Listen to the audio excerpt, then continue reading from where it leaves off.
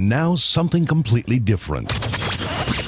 Good afternoon. I'm speaking to you live just outside. I like to think balding is just God's way of saying, now let's see you get laid.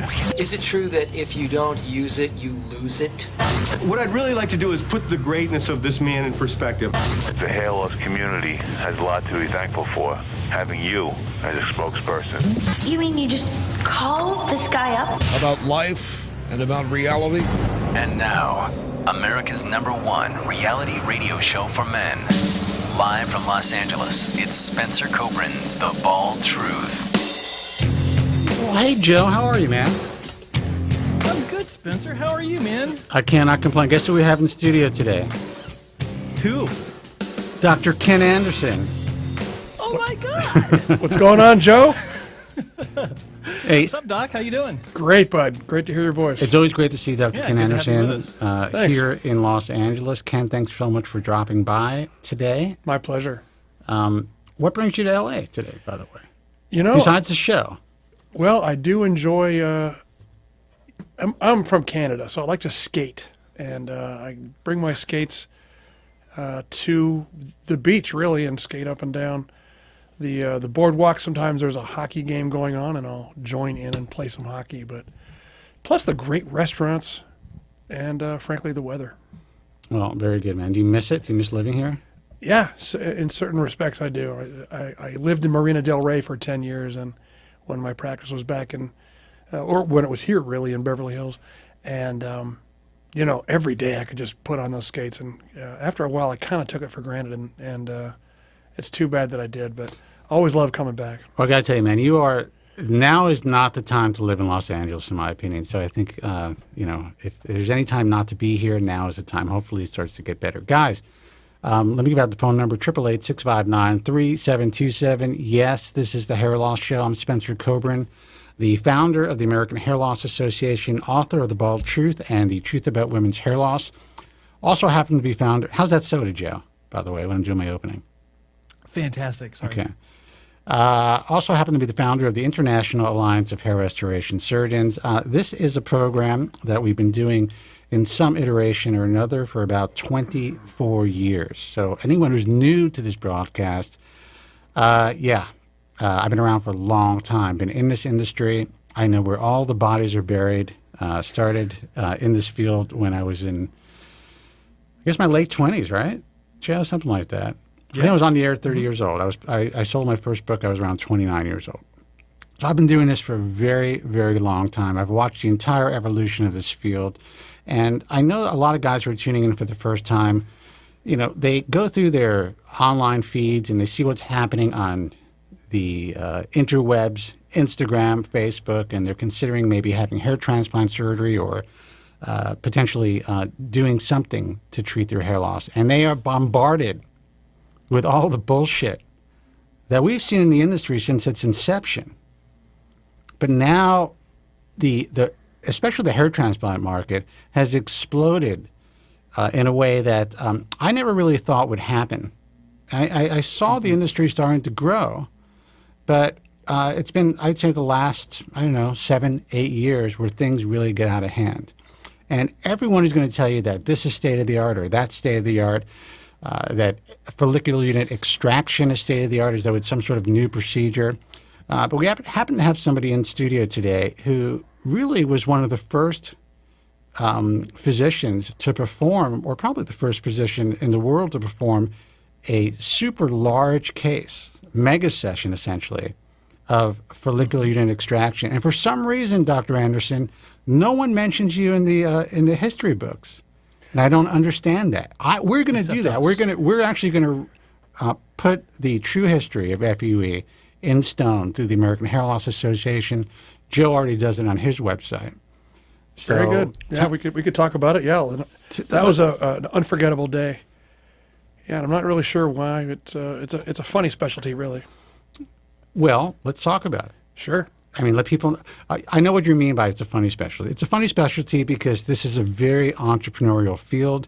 No one wants to give their colleagues credit. In my view, you know, when people get together at these meetings and they say, "Oh, we're all colleagues," no, you treat each other in general, not you, as competitors.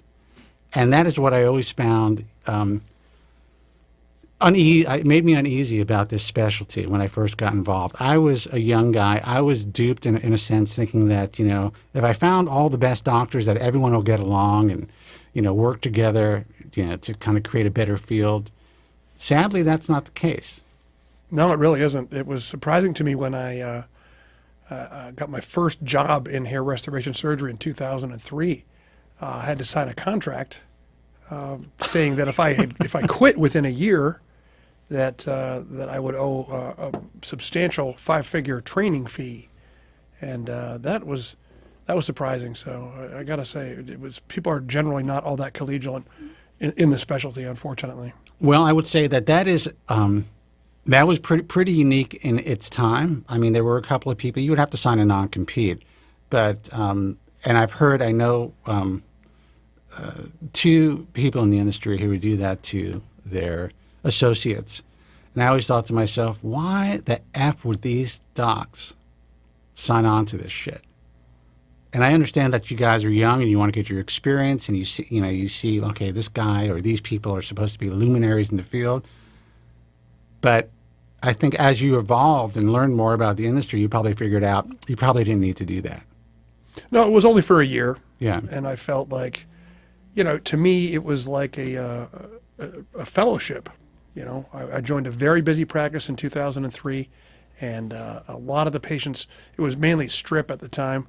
FUE was in its, it really didn't really exist. We were kind of fooling around with little 1 millimeter disposable biopsy punches and kind of trying to figure out where the FUE procedure would fit into the paradigm of hair restoration surgery. But I figured, it would, the fellowship that I completed in facial plastic and reconstructive surgery was a year long. So I figured a year would be fine. I wasn't planning on quitting and running away and starting my own practice inside of a year. So sure. I was fine with that. Sure. Well, listen, I mean, there's a lot we can talk about as far as, the inside baseball of the industry, but we have calls. As you know, we don't really stick to a single topic on this program. We just take calls and kind of let it rip.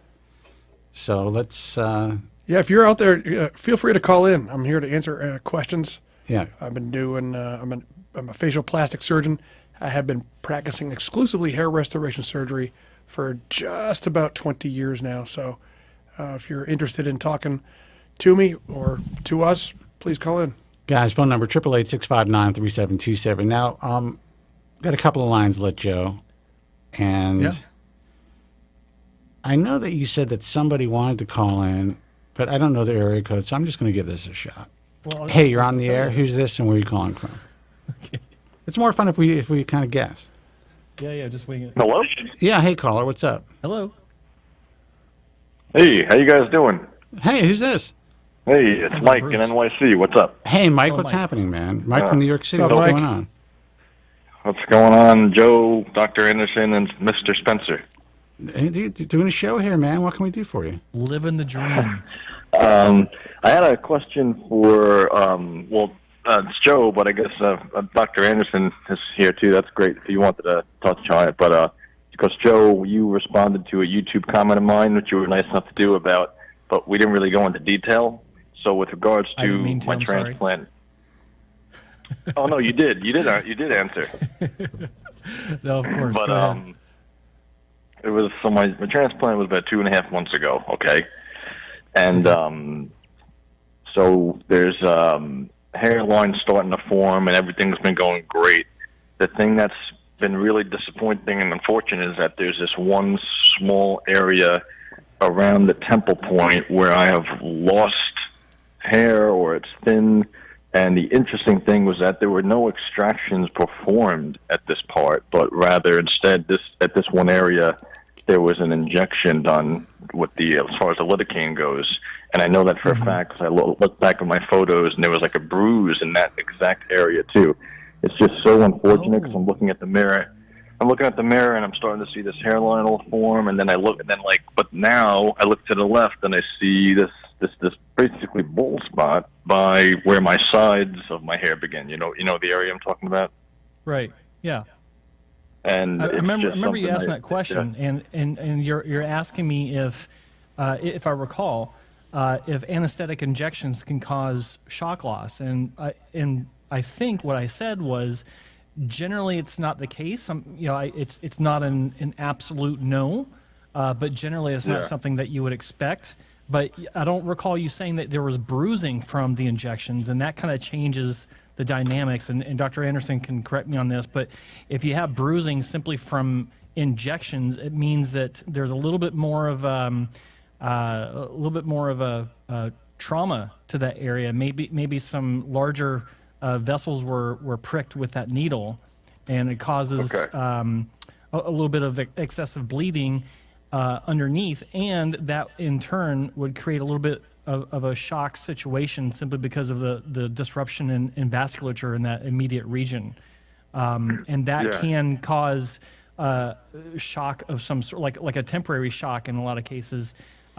It's not common to see that in my experience. I don't recall seeing that very often, but it would make sense to me that could contribute to a temporary shock loss situation. Dr. Anderson, what do you think? Crazy. Well, are you talking about the temporal point at the sort of the top of the temporal point where it meets the hairline? Not the point, no, because my points are really gone for the most part. Okay. This is more right where, I guess you could say, where the sides of the hair begin in a way. And so, like, you know how typically when you see the FUE pattern, it's that circular, it ends in that circular form where it goes up above your ears? Yes.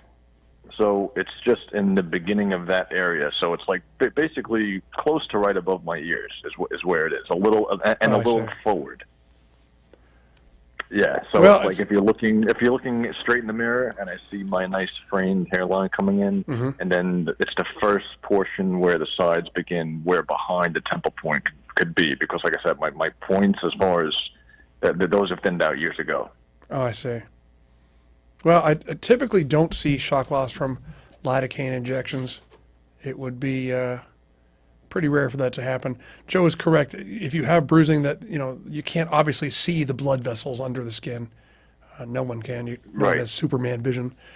So sometimes the tiny needles that we use, I use 25 gauge needles, which are tiny, but that doesn't mean they can't kind of clip a larger vessel and cause some bruising. So I don't know if that's really a cause for concern. Is it in an area where one might expect the progression of hair loss to occur?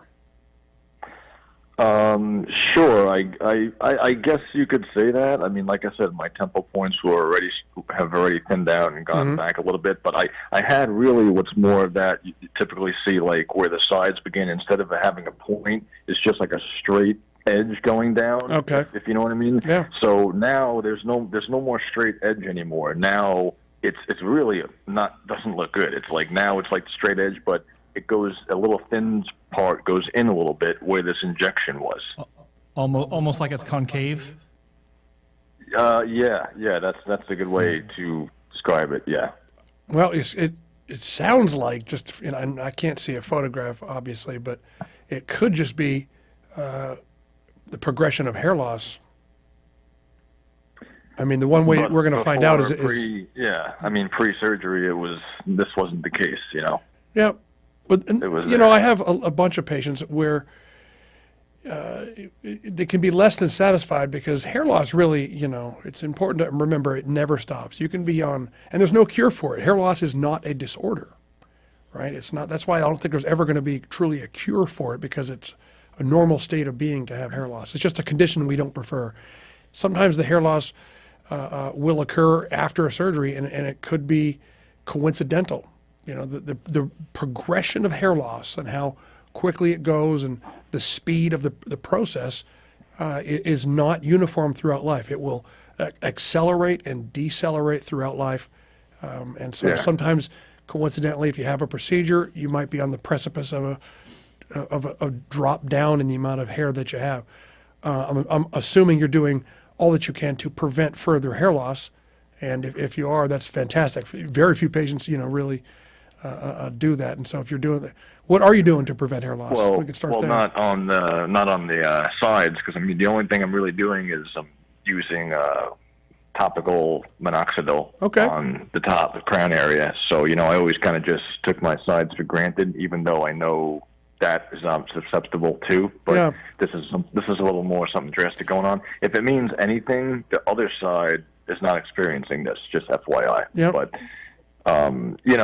so topical minoxidil, like the side, this whole thing, I never even thought about being an issue. That's why it's extra distressing. It's like I just assumed I would hang on to this, and the worst, maybe it'd thin out a little bit, but this is just one particular area that just looks unusual where this scenario is playing out. Well, I would put minoxidil on there. What some people don't realize is that the temporal points, which are, if you can see me on camera, it's that point that comes out, it's above your ear, that sort of frame the forehead from the side. A lot of times that area in the corner, which we call a temporal recession, the hair loss doesn't just occur in the hairline, but that whole area kind of widens out, and you can have often hair loss of the temporal point, which it sounds like you've had, and that usually starts in the superior aspect, and then the whole temporal point can fade away. So if you're using topical medication, whether it be finasteride, minoxidil mix, or just minoxidil, you want to just apply a little bit to the temporal points if you're having any hair loss in the frontal hairline, and that will help to prevent, because the temporal point is a difficult area to reconstruct surgically for two reasons. Right, absolutely. Yeah, the hairs are typically naturally much finer than the hairs that are found in the donor area. So it's sometimes difficult to get a decent match there, especially if you have coarse hair. But then the angle, the exit angle of the hair from the skin is very acute in that area, and the hairs kind of come out and just sort of skive along the surface of the temple. But with scarring, which happens in every single follicle, scars always contract. Sometimes those hairs will stick out a little bit and present a little bit of a styling issue. So you want to really work to preserve those temporal points if you're having frontal hairline loss, certainly. Hey, Mike, quick question. Let me turn my mic on. Mike, quick question. Yeah. So are you talking about the actual temporal point, or are you talking about recession in what a lot of people consider their temples? Like the corner of your hairline? Well, where you just pointed. Right here.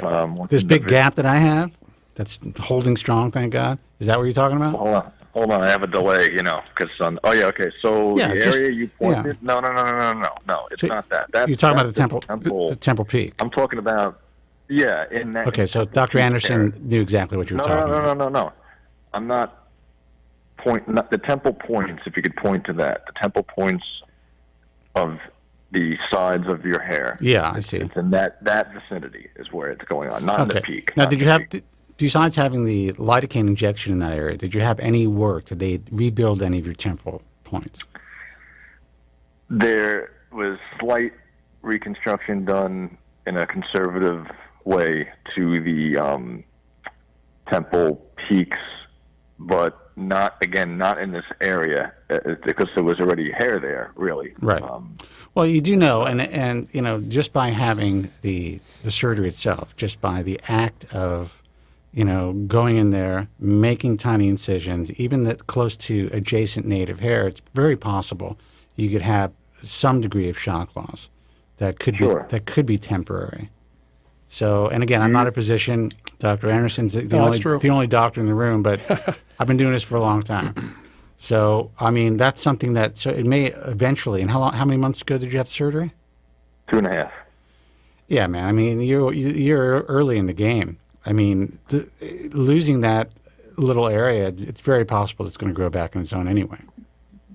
Yeah, I really hope so, because it's just nothing that's awful finally seeing after all this, the hairlines start to come in and, and then, like I said, but then like... But 2.5 months, you're talking about what, 9-10 weeks? Oh, I know. No, I know I'm early in the game. I've expected, curveballs, but this is just something I really didn't expect, So hopefully next time I call you guys... What did your doctor say? Have you contacted your doctor and asked him or her about what's going on?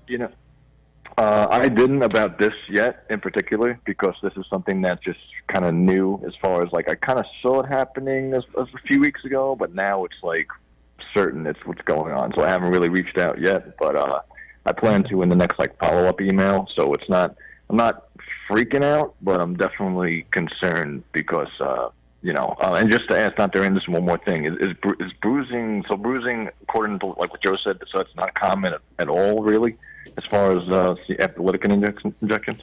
No, what I mentioned was shock loss from lidocaine or anesthetic injections is not common. Bruising is somewhat common. In fact, fairly common, really. I'll see patients back for the suture removals, or sometimes they'll come in at a week for just a check, and I'll see the areas that were not grafted, but below that on the forehead are a little bit yellow, and you can kind of see them more when I have a studio. I take photographs of the patient with bright flashes, and when you look at those photographs, sometimes you can see a little yellowing of the skin around where the anesthetic was injected. Yeah, that's what was going on for sure. But look, I appreciate all the info, and like I said, hopefully next time I call you guys back, I'll have good news to report in that area. Yeah. Well, you know what, I think you might, and from what I remember, I mean, you were hyper concerned, and you told me that you had some sort of, super concerned about getting this done in the first place. We warned you that anything could happen, especially the first few months, and you can deal with shock loss, and you just have to be prepared for that possibility. And that's one of the areas, especially if they worked close to that area, where you could experience that. Right, but wouldn't you find it unusual that, you're looking at the area where grafts were removed, that's okay, but then, an area where there were none, but then you're seeing shock, you know what I mean? No? Not if the area is adjacent, if it's close to where areas were placed, you say that some of the temporal points, some of the area, some of your temporal point was reconstructed conservatively. I can't speak, Joe. Can you help me?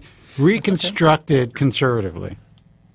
That is true. That is true. There were very few grafts in there, but they were near that area. Yes, there was a few placed. So, what do you think happens? It's very possible that you have some adjacent shock loss. I'm not saying that's the case.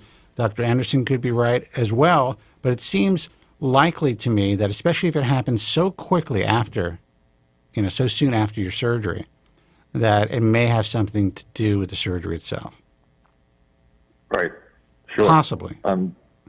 Definitely. We'll see what happens. But yeah, I'm not, just don't freak out. How was the rest of the experience?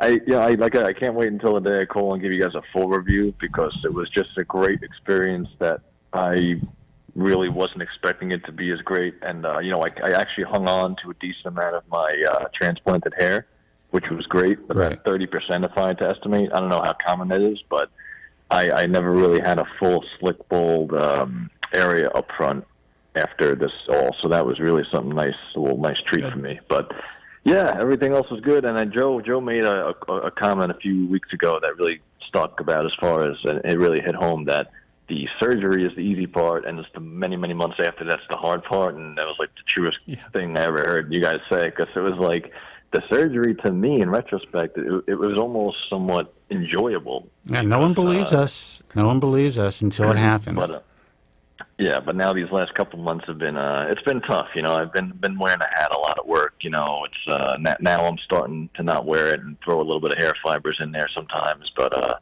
it's been a journey. Yeah, I just can't wait. It's only 2.5 months, and I'm glad that you've come as far as you have in such a short period of time. So you're one of the lucky ones.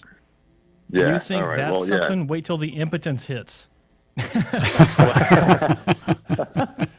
All right, Mike. Sorry, wrong surgery. Sorry. Mike, it's good to hear from you, man. Good luck, and hang in there. We're here. Best of luck, Mike. Talk to you guys soon. Take care. Guys. Thanks, Dr. Take care, buddy. Bye-bye. Phone number is 888-659-3727. Remember, guys, when we drop a line, that means a line is open, so you can try to call in right away and see if you can get on. Let's see who this is. Hey, you're on the air. Who's this, and where are you calling from?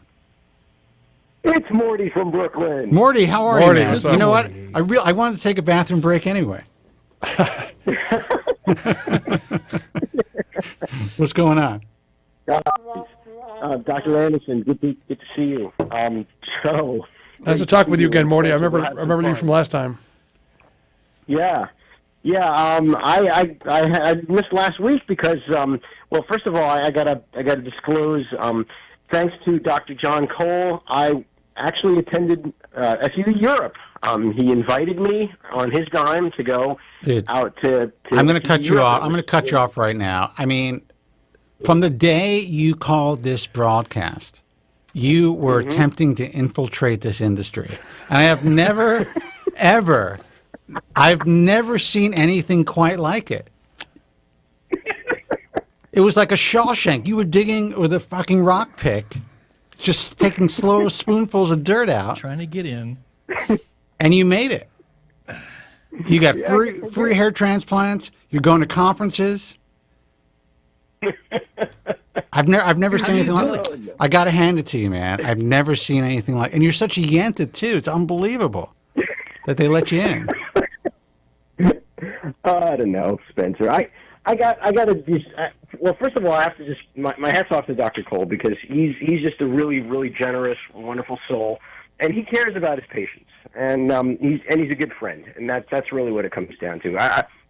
I've had a great experience with him as a patient and as a friend, and I'm a loyal friend, and I'm basically disclosing because it's important that people take what I say with respect to Dr. Cole with a grain of salt, because obviously I have certain interests, and I'm just going to go out in there and say it. But well said. Having said that, I really enjoyed the experience, and I met a lot of really cool doctors, people whom when I was thinking about getting a transplant, people whom I probably never would have met otherwise. Like I met Dr.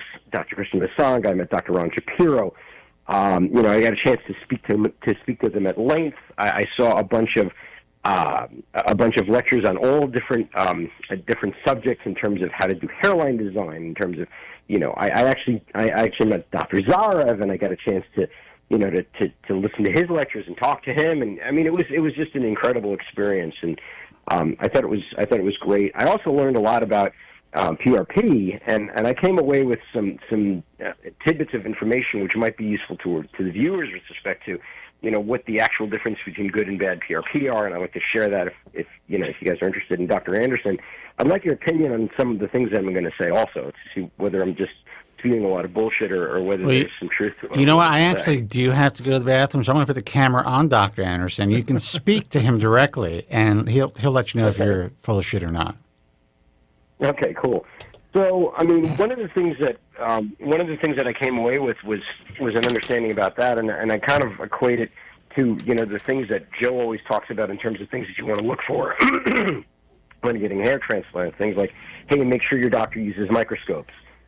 Make sure that you're not going to a clinic where you're going to have lots and lots of patients. Make sure that you've got a doctor in the room when having surgery done. That you aren't just being handled exclusively by technicians. Those kinds of things. I think that there are similar things that can be said about PRP, even though it's perhaps less costly. And the things I came away with were important things like, hey, if your skin bald, don't go for PRP because it's really not going to do much for you, unless mainly what you're looking for is to improve the density on the edges of your loss rather than the loss itself. That was one thing. The second thing that's really important is that you want to make sure that you get a measurement of both your platelet counts and a measurement of the platelets the platelet concentrations of the PRP that are going to be put in you. The reason being because a lot of people, the range of platelets a person can produce in microliters can range anywhere from 450,000 platelets per microliter all the way down to like 150,000 platelets per microliter, and that's a huge range. And not only that number can go down by about 20,000 if you're in your 60s or 70s. And from what I understand about PRP, the number of platelets that you inject is really going to affect the end result of your PRP. And so getting a baseline is kind of a useful thing to get.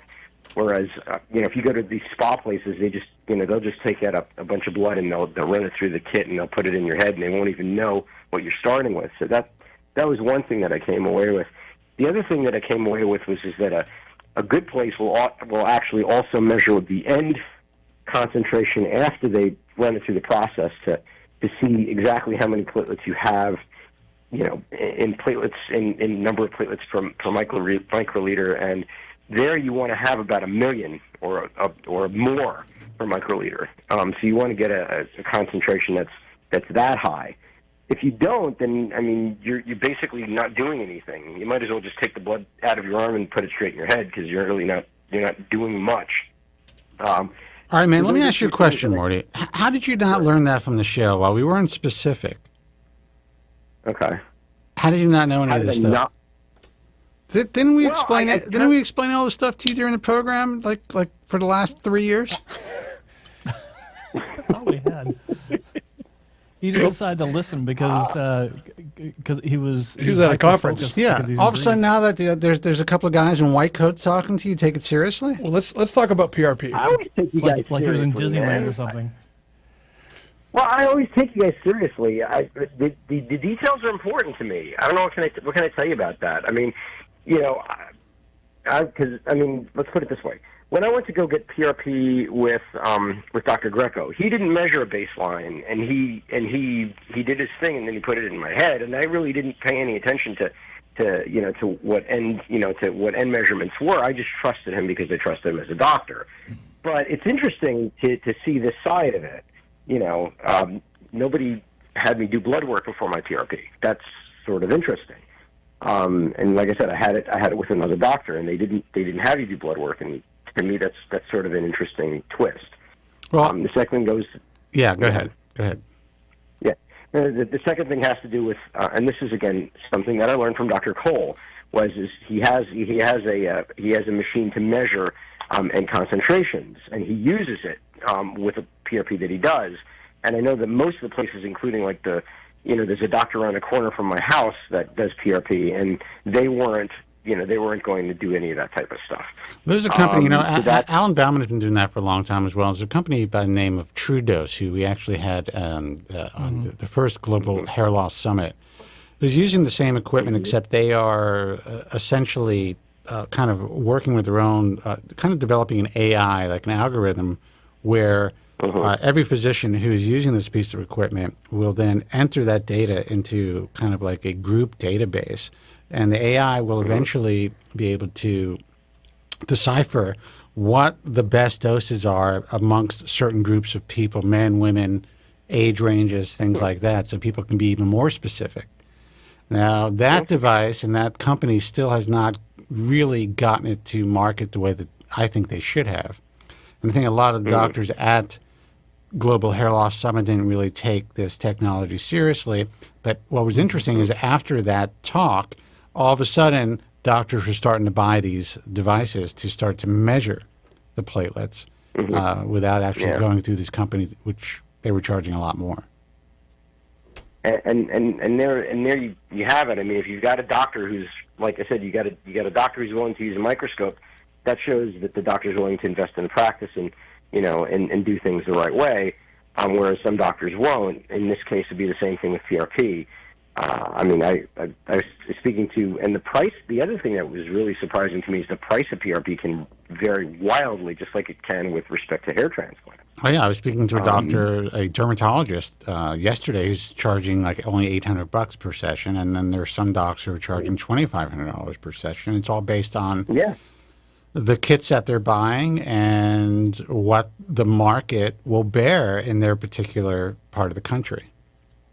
Mm-hmm.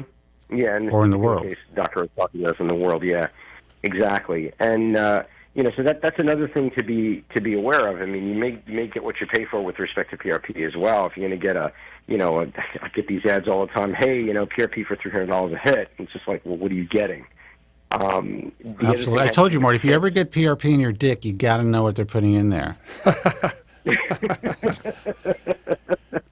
Because these guys are, I mean, I know, we're all laughing about this. I know a really well-known cosmetic surgeon, a dermatological surgeon, who is doing this pea shot, and he's all over the internet. This guy is huge on social media, no pun intended. And it is unbelievable that guys are willing, it's insane, first of all.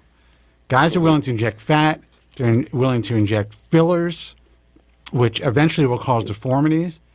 And I don't really believe even the best PRP is going to work in that area, in case somebody's, ears perked up when I said that. So I would avoid that, Morty, if I were you. No, I'm good down there. I'm fine with that. So I've heard. It is really from who? John. I'm just kidding. Oh, goodness. No, it's not like that. That's not like that at all. John, it's not like that at all. Well, you guys are getting close. We're good friends. I mean, I call him my brother. You know, that's kind of how I feel about him. Let me tell you something. In this town, no one gets anything for free. No one's taking you to Greece if there's not some greasing going on, if you know what I mean. Well, all I can say is that he's a good guy. And, I'm just kidding. Morty, it's a joke, man. Go with it. It's a radio show. But yeah, so I mean, for those people who are looking for PRP, just make sure that make sure you're dealing with a doctor. That's probably first and foremost. Secondly, make sure that they understand what they're doing. They're not just using a kit and following directions. It's not like you're making an omelet or you're mixing a smoothie. It should be more than that. I know. I kind of feel like we should have a camera for Morty, Joe.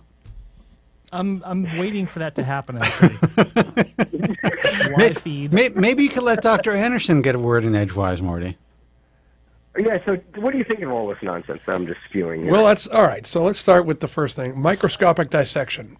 That doesn't have to do with PRP, but that has to do with hair transplant surgery. And there was an article that came out in the, I think it was 1997, 98, in that region of time. So it's been pretty standard practice for doctors to be using microscopes to do their dissections. And, I guess it's sometimes about twice a year, patients will ask me if I use microscopes. And of course we use microscopes. I've never done a hair transplant surgery without it. Yeah, no, it's been standard practice for 20 plus years.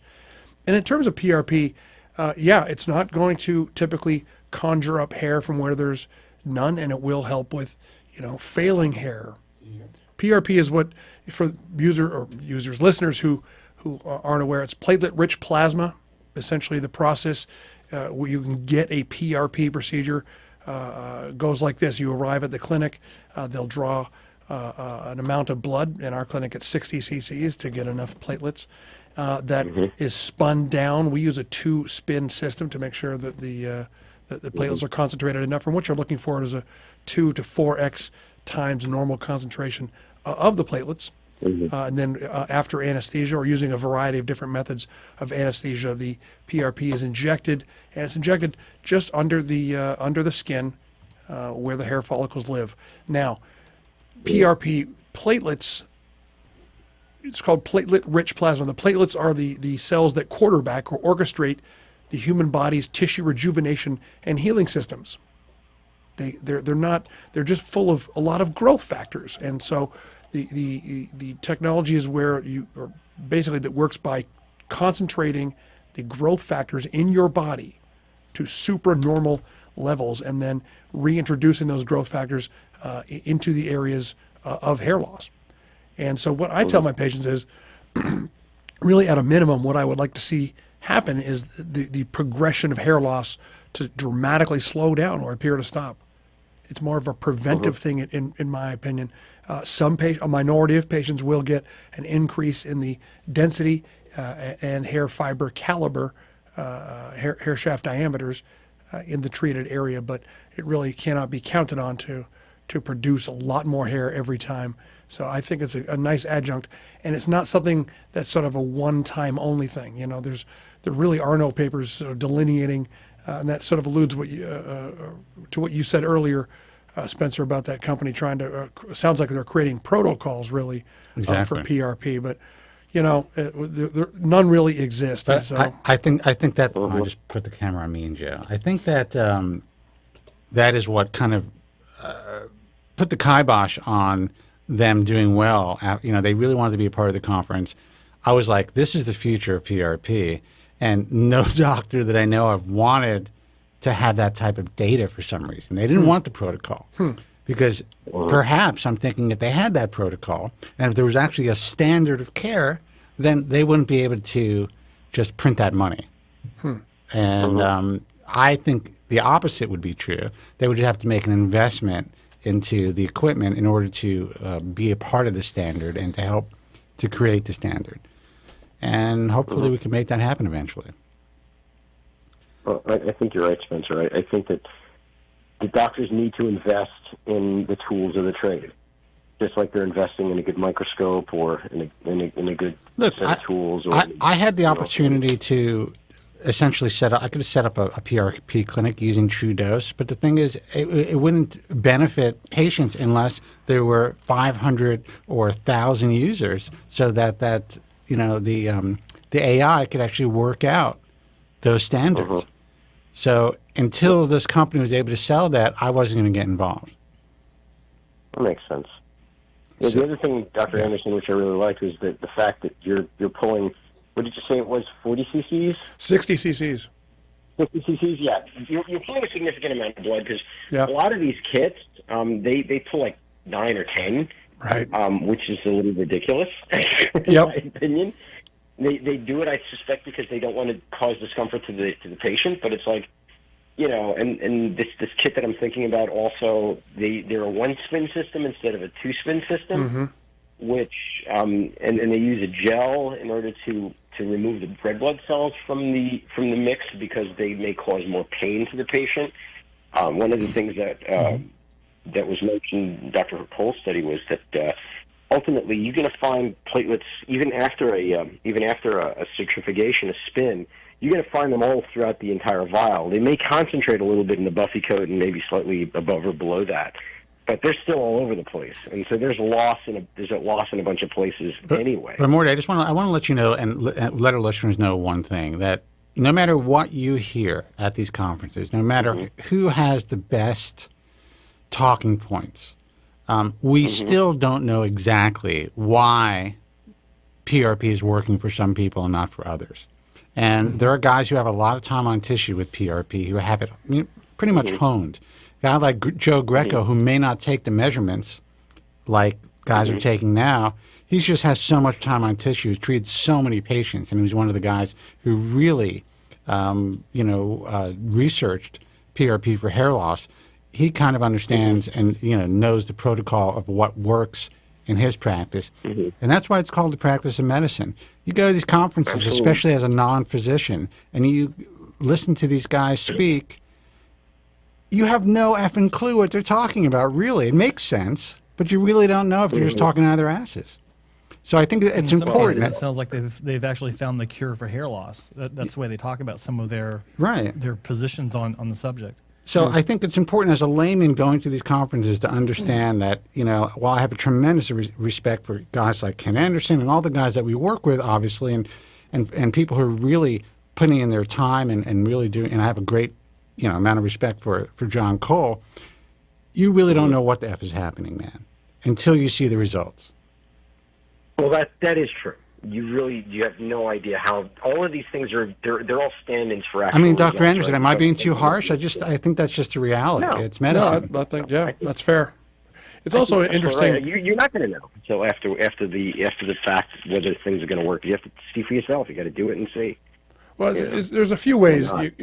One effective way to figure out if you're dealing with a clinic that you may want to go to is if they're doing anything else but treating hair loss. There's in the city that I'm in, Atlanta, Georgia, when I was practicing in California here in Beverly Hills for about 10 years or so, and then in 2008 I was recruited by Emory University to move to Atlanta and set up shop as their chief of hair restoration surgery. And at the time, I looked ahead and I thought, there were 4 other gentlemen, including Dr. John Cole, performing hair restoration in Atlanta, Georgia. And so I was the 5th provider in 2008 in a city of, just about 5 million. I have like 200. Yeah. So I was on the phone the other day with a person trying to sell me their SEO or search engine optimization services. And they said, I said, no, I think we're okay. And she tried to basically get me to a little bit of a sales hook, I guess. She tried to get me to buy her services by saying, Dr. Anderson, there's 165 hair restoration surgeons in Atlanta. And I chuckled. I said, no, there's just 5. That's the best. There's 160 people in Atlanta who've typically purchased an FUE device and have then inserted hair restoration into their long list of aesthetic services. And there's even more clinics out there who just, like dermatology offices, who don't offer hair restoration surgery, but will offer you a PRP. So if you look at the practice, who is providing the PRP? And if they're doing a lot of other things and just kind of, using PRP as another revenue generator, then you might think twice about that clinic. Well, we're talking about the number of clinics that are just popping up. So this week we reached a milestone at the IHS. We received our 3,000th, tough for me to say, application in 21 years. Wow. Think about that. So when all these guys, and your colleagues as well, who say Kobren's just in this for the money, do you know how much I could be making if I just accepted half of those guys? Wow. I wish that I could. I want to do it. Trust me, Morty, and eventually I might. And you'll know when I sell out. When that happens, when you see that list explode, to 2,000 people, you're going to go to you're going to go to the Bald Truth website. It's going to be a picture of me fishing. That's it.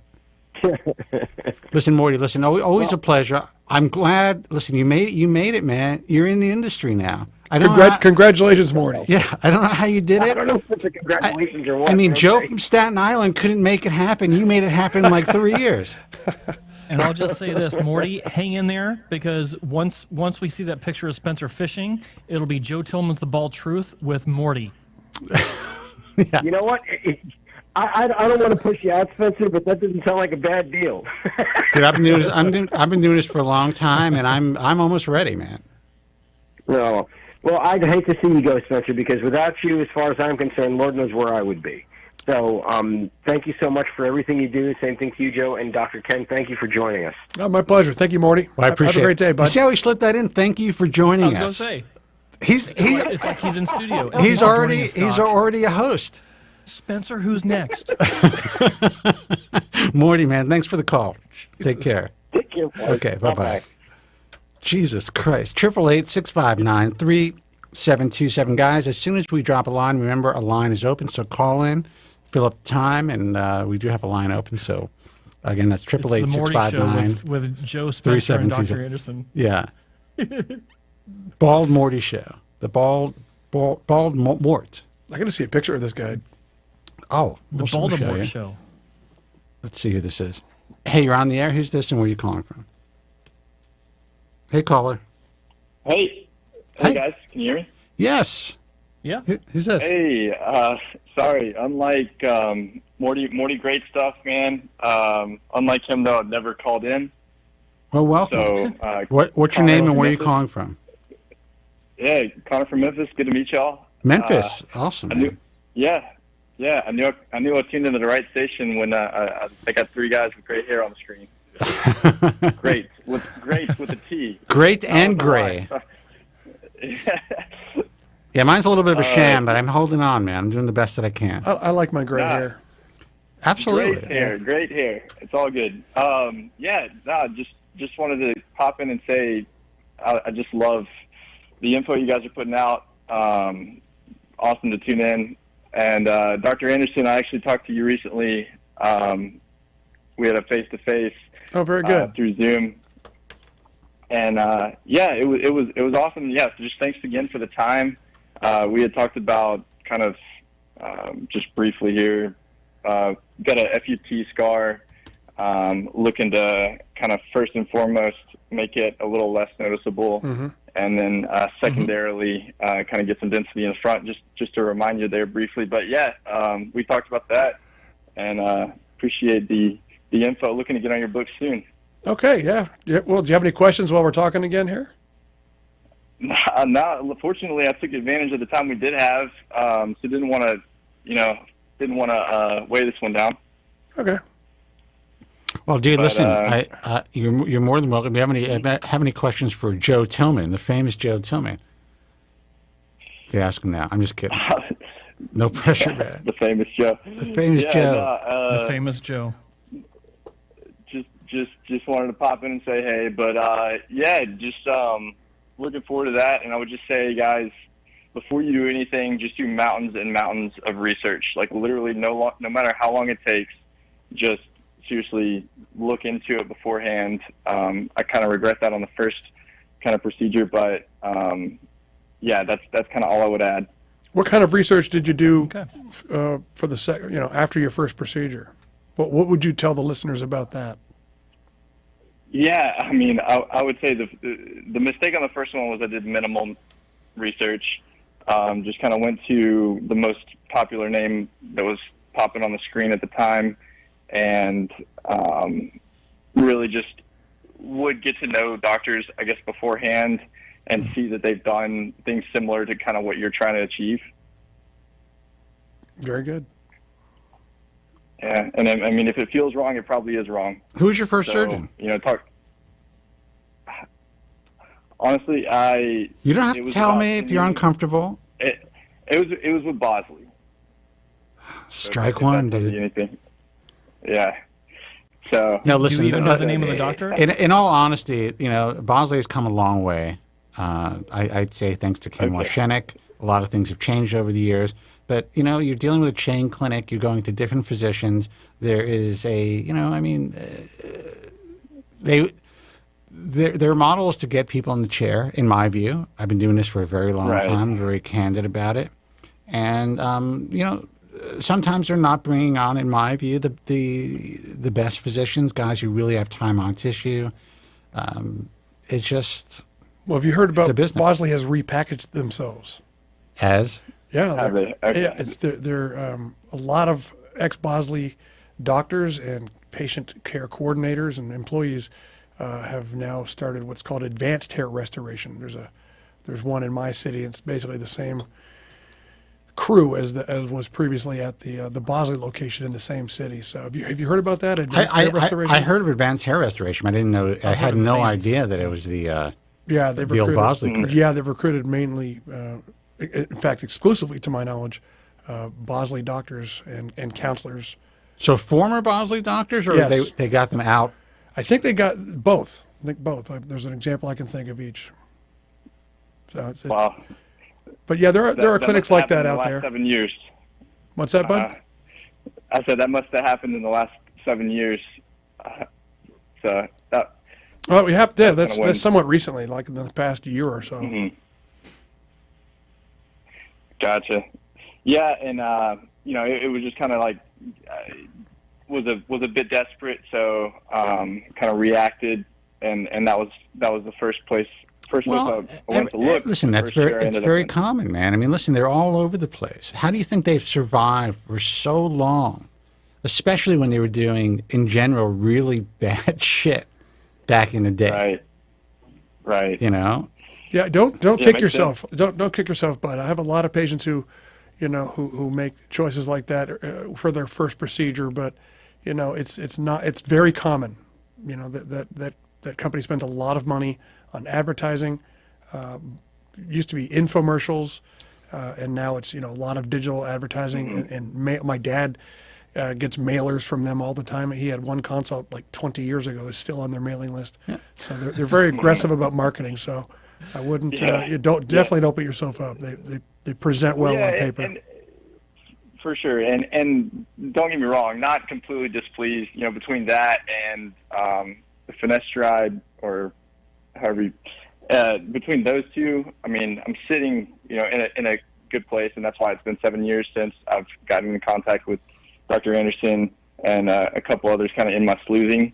But yeah, so not displeased, but you know. Well, that's good. I mean, you're fine-tuned. I think that's huge that you're not, you know, you don't feel like you were really dissatisfied or really disfigured. So you're in a better position than many guys. So obviously the physician and the team that you went to were some of the better guys. Listen, I've seen some good hair transplants come out of Bosley in the last 10 years.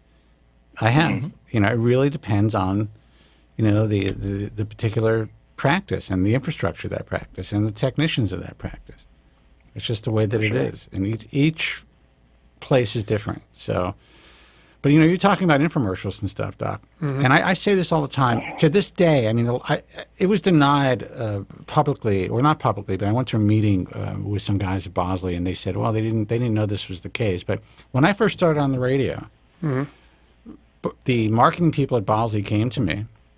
I was in 10 markets by the time they came to me. And they wanted me to basically give them a thumbs up, do a live read on the show on 10 markets, and they were willing to pay $3,000 per read. They wanted 2 reads per market. That's $60,000 for like a weekend show, and I go out and get drunk. That's a lot of hair transplants. You're damn right. And I turned it down, and it's not because I'm such a great guy. I mean, partially. But I realized that I'm in this for the long haul, you know. How would I ever, you know, I mean, I wrote this book. The book was selling well. How can I ever really, you know, do what I do if I took that money, if I took that short-term What year was that? kill? Do you remember? Yeah, 1999. Oh, wow. 1999. I never forget that call. I never forget the look on my father's face when I told him I wasn't going to take the money. Good for you, man. Well, kudos to their marketing department for trying that. Yeah, listen, I've had a good relationship. Even though I was very honest about them throughout the years, I've always maintained a decent relationship with them. They never sued me, so, you know. All right, brother. And that's a gauge for a good relationship, not being sued. In this industry, when I first started, are you kidding me? That's, in this day and age. Yeah. That's pretty true. There were two people who didn't threaten me. They never threatened me. I mean, Medical Hair Restoration did, and they actually tried to get my sponsors removed, and they were successful at one point. And Cy Sperling gave me a call himself from the Hair Club. And he was like, you know what, I really admire what you do. If there's anything I can do for you, if you want to meet up, I'd love to talk. And it gave me a soft spot for Cy, even though I was saying, guys, do not go to a club to get a hairpiece. And I would talk about my bad experience. And until his death, Cy and I mean, he kind of reached out to me a few years before his death, and we became very friendly over the phone, had conversations all the time. And I kind of always admired that he was smart enough to not want to make enemies with the consumer advocate. And I think that's, you know, that's the way you have to be. Anyway, listen, caller, thanks so much. I'm glad that you're. Thanks, guys. I'm glad you're Thanks not. very much for calling in. Yeah, I'm glad you're not fucked up. And when you're ready to have your next surgery, let us know. And even though you're considering Ken Anderson, don't jump into it if you don't need it. Yeah. You know? No, that's he'll a good agree point, with you. and He'll agree with me. That's true. I'm 31, and he told me that. Yeah, he told me that in the consultation. He was like, "Hey, man, just when the time is right." But glad we could, talk through some info like that. And hey, thanks again, guys, for keeping the bar so high and answering the call. All right, brother. Appreciate it. You take care. Keep doing what you do. Have a good one. All right, bud. Call me anytime. Call. Bye-bye. Thanks, man. All right. See you guys. And you see, and that's why he's part of what we do. I mean, he even told this caller, take your time. He's not trying to sell a surgery. Yeah. And that's of tremendous value to me, man. I respect that, though. Thanks, 888-659-3727. Hey, you're on the air. Who's this and where are you calling from? Hey, guys. This is Ryan. I'm calling from Washington. Ryan from Washington Hello, State Ryan. or Washington, D.C.? No, Washington State. So what's happening? How are you, Ryan? Hey, I'm doing good. Hey, so I really, I don't know. I don't know why I'm so nervous to call into this show. So okay. Joe's nervous every week. So I guess skipping over a long story because I have a limited time to do this call. I have hair transplant surgery scheduled in January of 2023 with Dr. Zarev from Bulgaria. You guys, I guess I just wanted to call the show and see what you guys think about this surgeon, since I know he's in the IAHRS, and the results online look really good, and I know that you've talked about him on your show before, but I just I don't know. I'm getting cold feet as I get closer to the surgery. I don't know. So I thought I would call in and ask what you guys think. What are your concerns? What are you getting cold feet about? Well, first of all, let's back up. What type of procedure are you prospectively undergoing? Well, it's the FUE. Okay. FUE procedure. Okay. Yeah. And are you doing? I'm sure he counseled you about adequate hair loss prevention. Right. Yeah. So I'm on finasteride and dutasteride. Oh boy. So yeah, I'm taking tons of I'm all the way in on the medication. That's not an issue. I'm taking the medication. Okay. Yeah.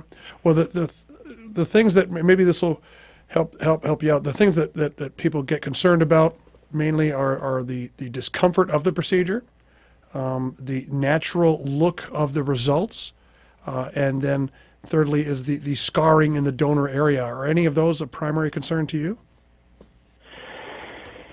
So I guess, well,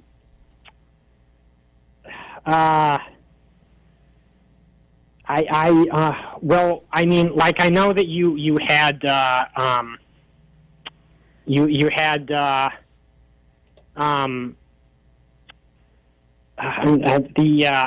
watched the show last week, and you said that there was a requirement that anyone who's in the IAHRS has done 500 surgeries.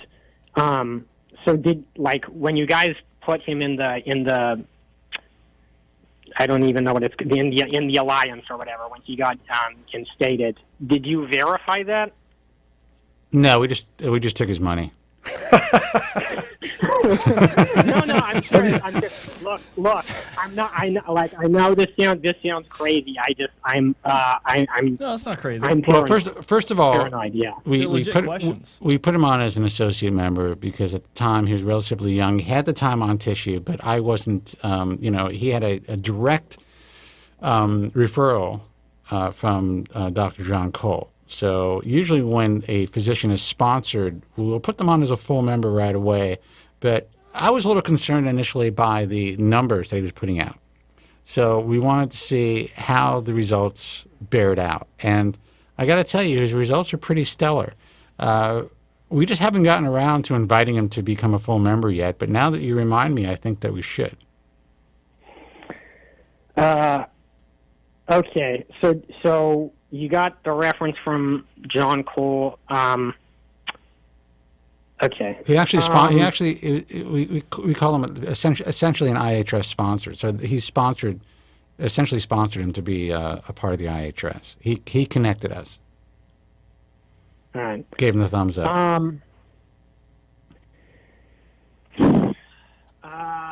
Dude, don't have surgery. That's all I'm telling you. Do not go have surgery. You do not sound like you're ready what's your hair loss for level? Surgery emotionally. How much hair have you lost? My hair loss. So Joe, I would say it's close to what yours was like when you started your path with Hassan and Wong. Maybe a little less bad than that, but it's like Norwood 5, Virgin on a 6. There's no front, mid, scalp, or back. Okay. The crown is not that bad. The crown is not that bad. But okay, there's so maybe like a 5A or so. Yeah, 5A. Okay. Yeah. And what's other your surgeons diagnosed with 5A. okay? So what's your history with medication? How long have you been taking it? I've been Finasteride taking and finasteride since around this time in 2020, so about 2 years, and then dutasteride. I've been taking that for like a year and a half. And how old are you, Ryan? 32. Or I'm sorry, I'm 33. Okay. I just turned 33. Yeah. Yep. Happy birthday. Okay.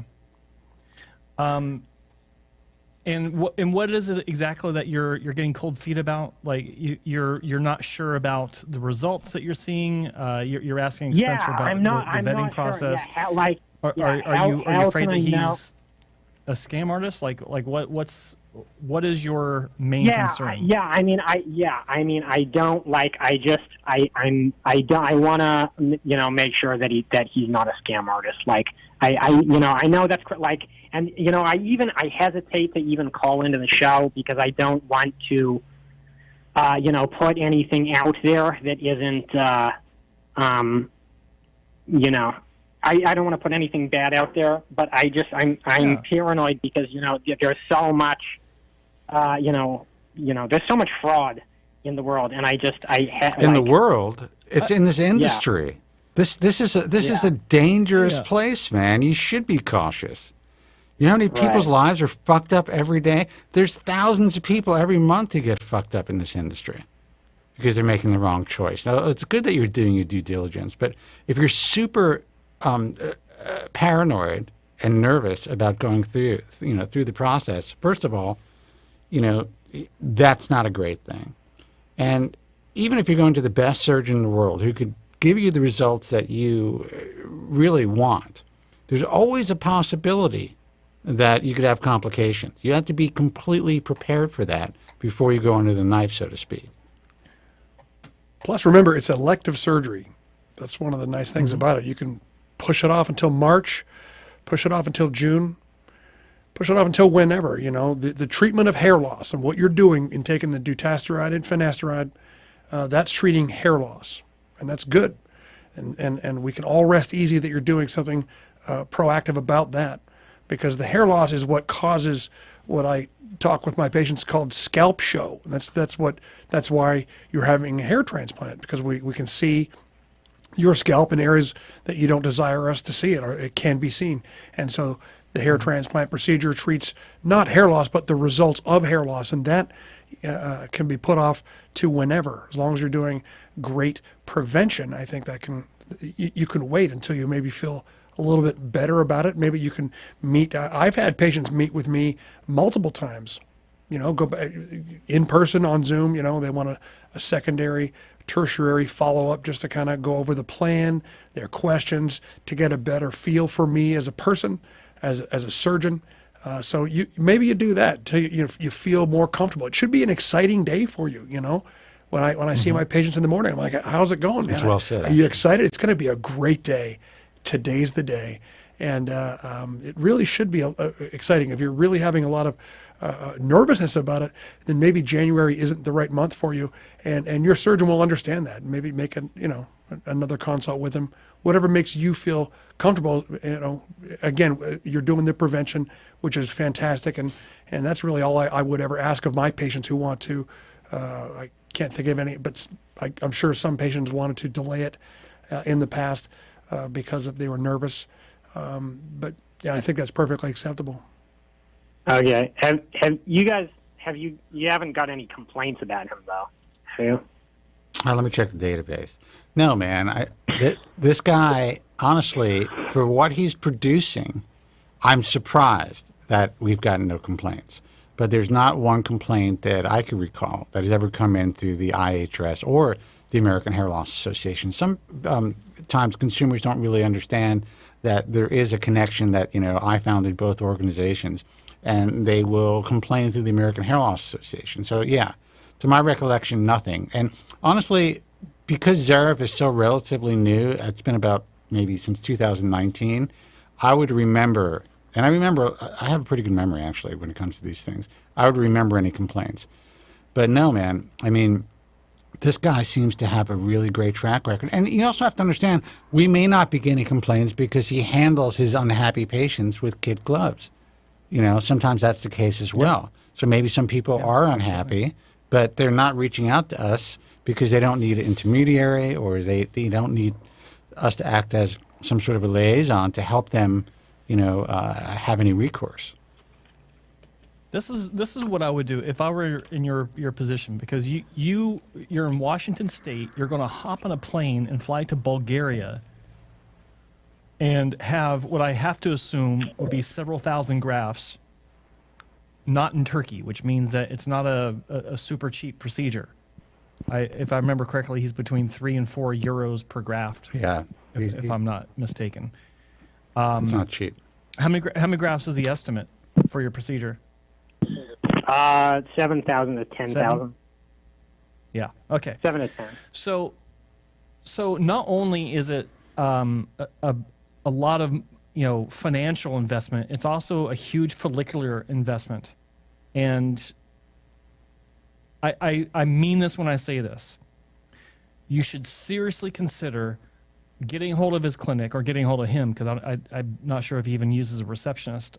He's a one-man show for most of what he does. I would ask for contact information for anyone in North America that has a lot of loss, that had several, it didn't have to be 10,000 grafts, but 5,000 grafts, 6,000 grafts, whatever, because you want to see what the work looks like in person, especially if you're going to hop this is a big undertaking financially and not, obviously emotionally, mentally, but also on the follicular scale as well. There's nothing wrong with investing just a little bit more money and hopping a plane and flying to Utah or North Carolina or wherever, if he's got patients in North America that are willing to meet you, and then make the investment to, you call this guy up or email, whatever, and say, look, let me come to town and take you to dinner so I can talk to you, I can pick your brain, you can show me your results, and then I'll leave you alone. Any reasonable person would be happy to take you up on that offer. So that's he should have a list of patients willing. I mean, we've got 20 patients who, I'm sure a list of about 20 patients who would be very willing to talk on the phone. I've had patients meet prospective patients at Starbucks or for dinner. There should be patients out there who are obviously don't work for the doctor, but are excited enough about their own results that they want to kind of help other patients, prospective patients, make the right decision. So there should be people out there who can do that for you. Yeah. And listen, man, take my advice. Really think about this, because you do not sound ready to go under the knife. And I don't say that as a, in any offensive. I hope that you don't take offense to this, but you need to really be comfortable. You've got to go with your gut. Don't listen to us. Yeah. Don't listen to other people. Go with your gut. That's a good point. And don't do it out of desperation. All right, sounds good. Appreciate you guys. All right, man. Good luck. And also pay attention to the rest of the show, because there's some things coming up you might be interested in. All right. Again. Okay. All right. Thank you. Thanks for calling, bud. Have a good day. Hey, Tillman, I don't think there are, because this guy the guy that you said is going to call in is not calling in. We can still talk about it. He doesn't need to call in. Like, I wanted him to call in, and he was on hold at one point. He messaged me and said he was. That's fine. What was he going to talk about? But man, that poor guy, like, he sounded like we just. Yeah, he's nervous. Really took the nervous. wind out of his sails.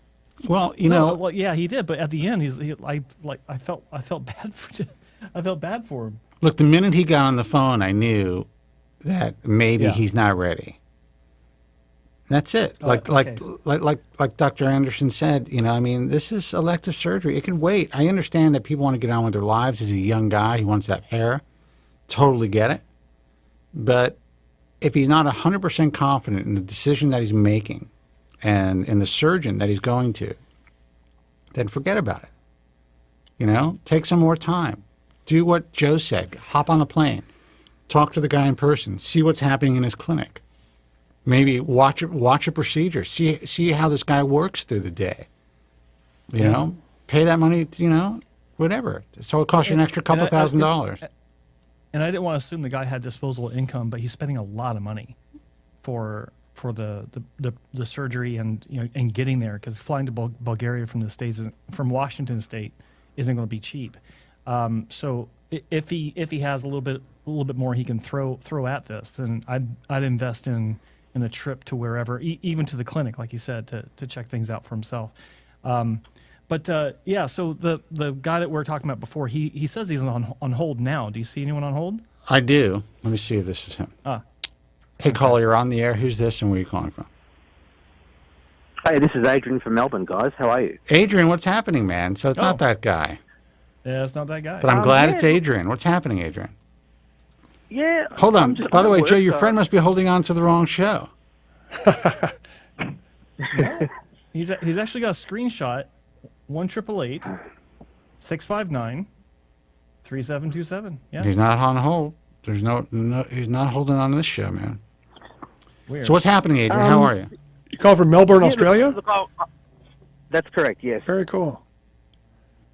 Dr. Anderson, this is an international show, man. I'm actually going to be in Melbourne in November. Really? Yeah, the hair. Oh, really? Yeah, the Global Council on Hair Research is they're having a meeting. That's Melbourne. right. Yeah. That's right. Yeah, going to be presenting. Okay. Good for you. A bunch of stuff.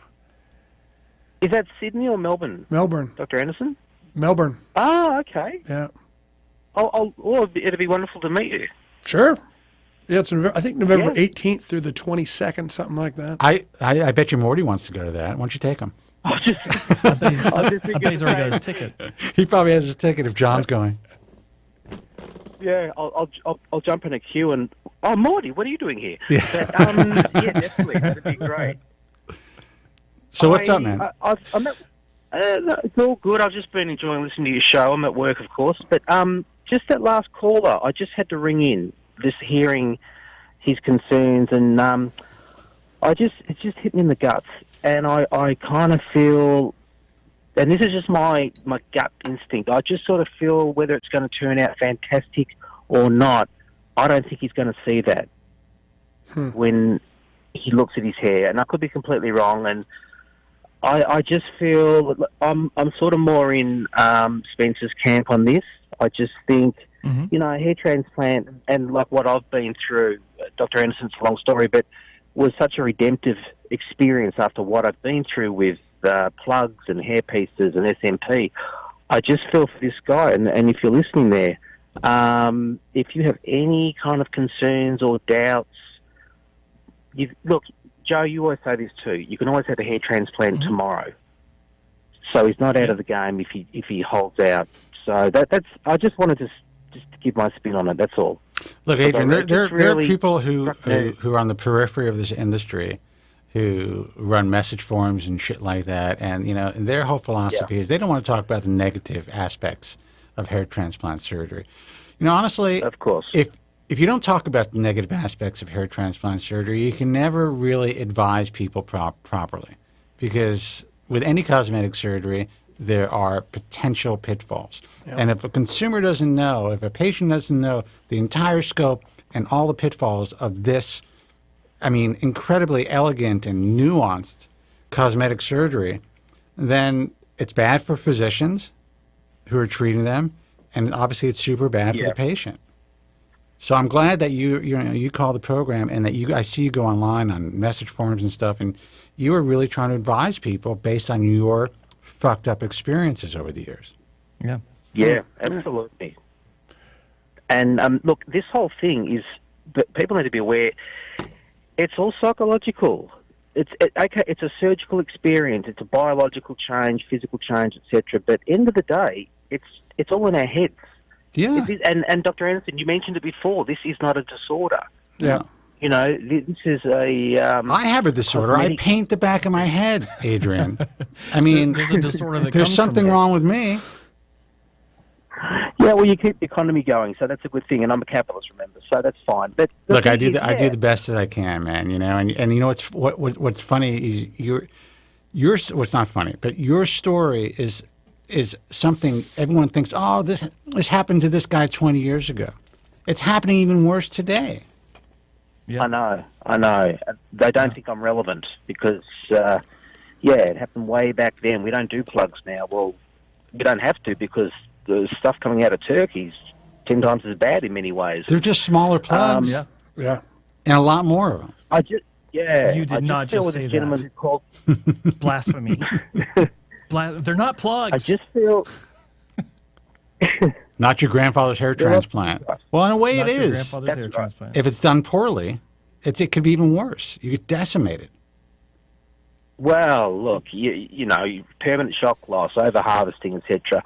Dr. Zarev, he's got a great name, and I haven't seen a lot of results compared to someone like Hassan Wong or Eugenics.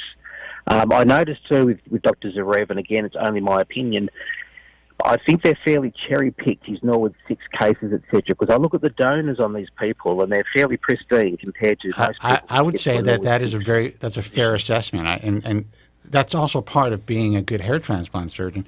He has his methodology, and he practices in the way in which he does, where he's willing and able to move a lot of grafts, but patient selection is key to make that happen. Otherwise, he's going to have unhappy patients. So if he doesn't pick if he doesn't choose the right patients to move all these, all this hair, he's not going to have the reputation that he has. Yeah, so he turns people away. He puts his best foot forward, and they're the results that people are looking at. And look, that's great. And perhaps this caller before, he's got a great donor as well. But again, I'm getting back to the point, this is a psychological experience. And I look back to when I was 20, 19, and I had all of my own native hair, but I still looked in the mirror and all I saw was a bald guy. Yeah. Because it's all psychological. Because I thought, that's my future, and that's how I feel now. And no one can experience it through my eyes. And I just sort of feel I lean a little more towards your camp there, Spence, and Joe too. I think it was a great idea what you mentioned. The other thing you might be able to look at perhaps is why go for the whole, why shoot off all your rounds at once? Why not just go for like 3,000 grafts? Why not frame the face first? And if he's comfortable with that, he can always get the rest done as well. And that's very later reasonable on. advice, because if something is effed up and you lose those 7,000 grafts or whatever, his physiology just doesn't take to hair transplant surgery, which is rare. I mean, that's a lot of hair that's being moved.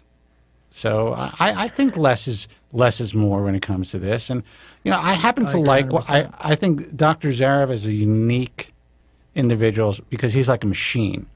This guy, first of all, he's built like a shit brick house. This guy trains. I don't know how he gets in the gym every day with the amount of time that he's spending on patients. But he's young. This guy trains really hard. This guy has the body and the ability and the hand-eye coordination to do the work himself. And that's rare. I mean, Doc, you know how difficult it is. You did the first really big case. Yeah, that was unbelievable. Yeah, and you had to be, basically bribed with a trip to Palm Springs. Yeah, it was. Yeah. So, that's true. Yeah. That was April of 2004. Yeah. I had blisters on my hands. As you say, Sure. He's not doing this on Norwood 2s or 3s. He's doing these predominantly on high Norwoods. So, yeah, that's a workout and a half in itself. Well, when we were at FUE Europe and we had when we first started to work with them back in 2019, we had a radio booth there, which to this day everyone's telling me is still the most lively conference that they've ever had. Yeah, I remember that. Yeah, we got a little segment That's right. together. Yeah, yeah. So anyway, he brought in a patient an older guy, and he was actually a well-known celebrity in Bulgaria. And this guy it was like day and night. He went from looking like a grandfather to looking, like a really like age-appropriate hairline. Just, I think he had like 12,000 grafts or something like that. But he was the ideal patient, on medication, old enough where he may not lose too much of his donor area. And I speak about this I spoke about it last week. 10 years ago, my donor and my nape was so thick, it was incredible. As I'm getting older, there is some aged alopecia. The hair shaft diameters, well, I feel very lucky. The back of my head is a little thinner than it was. And if those hairs were moved from, say, the nape area 10 years ago, I would have been fucked today. I may have lost 20 or 30% of those grafts. Now, Dr. Anderson, I mean, you probably see a lot of guys who are doing FUE and they're going really outside the safe zone. Safe zone, yeah. Well, I see it in patients that come to me for secondary procedures, or if they've lost more hair or they'd like more density. But yeah, it's to me in my practice, I'm willing to not go for 10,000 follicles, for the just to stay in the safe zone, right. Because people get older, and it's funny, as you get older, you don't care less what you look like.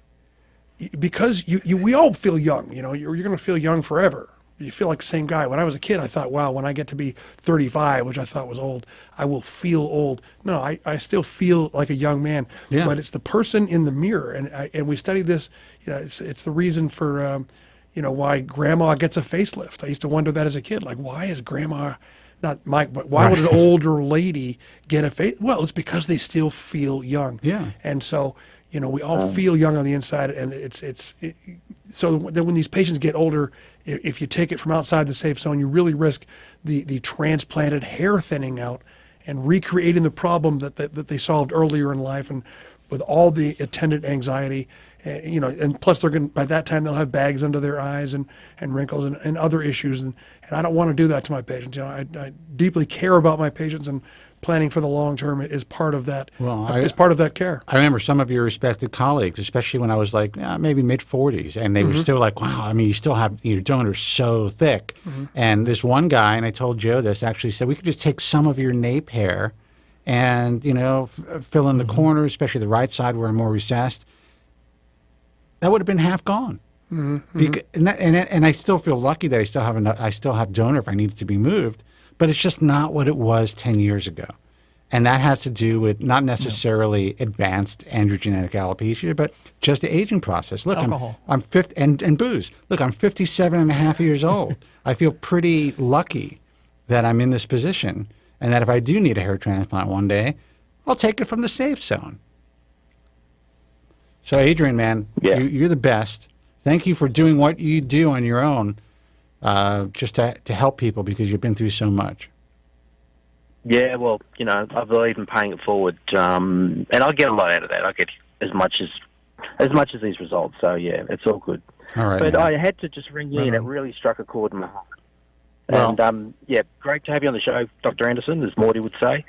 And I hope to see you in November. Very good, Adrian. Thanks very much for calling. Take care, my man. Good, Okay. Good hearing Okay, from guys, you. take care. Bye. Take care. 888-659-3727. What time is it? Oh, we got half an hour. Let's take this call. Hey, you're on the air. Who's this, and where are you calling from?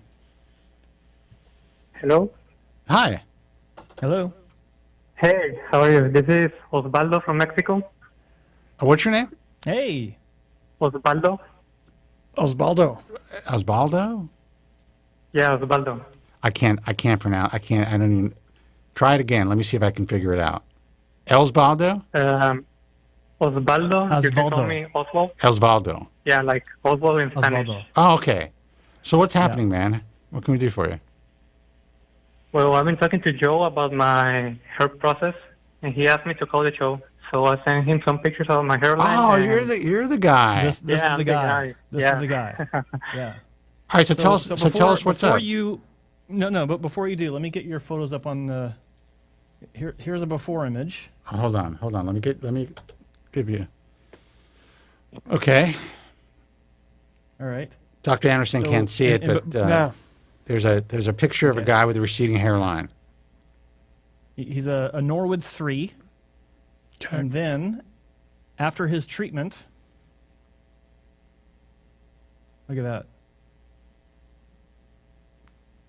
We have a guest here. What do you think about that? Pretty wow, huh? All right. So now we have someone who doesn't. We have someone in the studio who doesn't have a trained eye, and she's really impressed by this guy's results. So why don't you tell us what it is? So it's actually Osvaldo. Yeah, go ahead. Yeah, it's actually a hairline hair system. It's a hair system. It's a hair system. The guy had a partial hair system, and there's a woman in here that's freaking out because it looks so good, man. She had no idea. She thought that shit was growing out of your head, yo. So a little bit of backstory in this. So Osvaldo contacted me on Instagram and said, I'll actually read what he said, and then we'll let him chime in. But I thought it was a good story. That's why I wanted him to call in. So he says, "Hey Joe, well wrong part. He goes, hey Joe, I followed your advice about a hair transplant being the last resource. So last week I got a hairline, a hair system from Lord Hair to give it a try. I was shaking while trimming some hairs and making the shape. Just wanted to know your advice and if you think it looks real or not." And I saw this, I was like, what the fuck? This looks fantastic. So, dude, this guy should get in the business and help other people. I'm telling you, yeah. So let me see your after. Joe, put the after up. What the fuck? That's amazing. Yeah. Actually, I went with my hairdresser. I know her for about 7 years. She's like a friend. Yeah. And I told her, after I tried the hair system, I told her, hey, I got a surprise for you. can I go tomorrow for an appointment? And yeah, she told me, okay. I went, and when she started looking at me, she said, do you grow new hair in your hairline? Because she couldn't see the difference. So let me ask you, so what is the base made out of? I can't even see. Is that like a very thin polyurethane, or is that a lace? Yeah, it's called Super Thin Skin. I think it's out of poly. How does it feel? I sometimes can remember I have it. You can't remember they have it. I cannot say what now. Yeah, I think that's key. I think it's probably because you have a small area that needs to be filled in. I think that if someone used polyurethane, like a thin skin, all over their scalp, that may be hot. But if you have a lot of breathing room in your scalp, and only doing it in certain areas, like I told you, I tried a yarmulke shaped one years ago before I started to paint my head. And for me, it was a pain in the ass. I was like, I got to deal with this, and you got to trim the hair. Mm-hmm. But in your case, you're basically putting it on bald area. That's ingenious, man. Yeah, I'm still new with this because like that. Crazy. I purchased a water-based bond called Ghost Bond, but the problem was that it's water-based. So because I go to the gym and stuff like that, it starts to unglue. But I think that was a mistake of mine because it said to wait 24 hours after you use it. But I think I waited like 3 or 4 hours. Yeah. And maybe it didn't dry completely. But also and just so you know, like Osvaldo just started wearing this a few days ago. So Osvaldo just started. So let me ask you. So you just started. You went to your hairdresser. She didn't even know that you were wearing anything. It looks 100% natural. How do you feel now walking around? Because that's a big step. How old are you, by the way? I'm 29. Okay, that's huge. You're 29 years old. Yeah. In my day, if you're putting on a piece at 29 years old, I mean, these guys, they didn't want to go out. They were terrified that they were going to be, that people were going to notice it, or they were going to look like they were wearing a wig. How do you feel? Well, the first day I went to work with it, I was a little nervous, but in my opinion, no one noticed. I didn't feel like a gaze going to my hairline or something like that. And after 20, 40 minutes, I forgot about it, that I had it, and it was like a regular day. And how do you feel looking yourself and looking at your reflection and doing your hair in the morning and just getting ready for work? Well, I'm still getting used to it. It's a little strange still, but of course I like how I look. It's been like 7 years since I had a hairline like that, so that's amazing. It brings back memories. Well, I could tell you this. I don't think. Oh, Jesus, that looks so good. I don't think that even a younger woman. Here's the thing about life: as long as you look good, especially in today's culture, this is all acceptable. It wasn't back in my day, but now everyone's talking about this online, and you see all these young guys who are wearing, and I'm looking at your hair. I mean. A hair transplant, I guess you could be a candidate, but it probably wouldn't have been the best idea for you because you still have a lot of hair. So if you can make yourself feel good while maintaining the hair that you have, that's amazing, by the way. Yeah. Hold on, I got to show Ken Anderson this. Keep that picture on there. Hold on for a second. Well, let me do the before. There you go. You see that? All right, this is the before? Oh, wow. Can you see the base at all? No. Wow. Not a picture of it. Osvaldo, that looks very nice, bud. What I like about it is that there's almost like a cowlick in the center hairline. It looks really good. Well, And I think that at some point, I mean, that's one unit. Everything, when you're getting this stuff from China, everything is like handmade. Everything's going to be slightly different. So, you're going to have to get used to learning how to finesse this shit yourself, man. But you hit a home run your first time, which is impressive. Yeah. Man. Now, there's a lot of young guys out there that are listening to this show who are like, either they're going to grow their hair back or they're getting a hair transplant. Sometimes doing that first, before you go into the knife, can, it could bide you some time until you really are a great, a really good candidate for hair transplant surgery, or until you could afford it, where it's not going to break your bank. You just have to be like emotionally equipped to deal with it, and say, hey, like when you meet a chick, just say, she may have fake boobs. You could say, look, I have a new hairline. It's not mine. She may have a new hairline too, just like you do.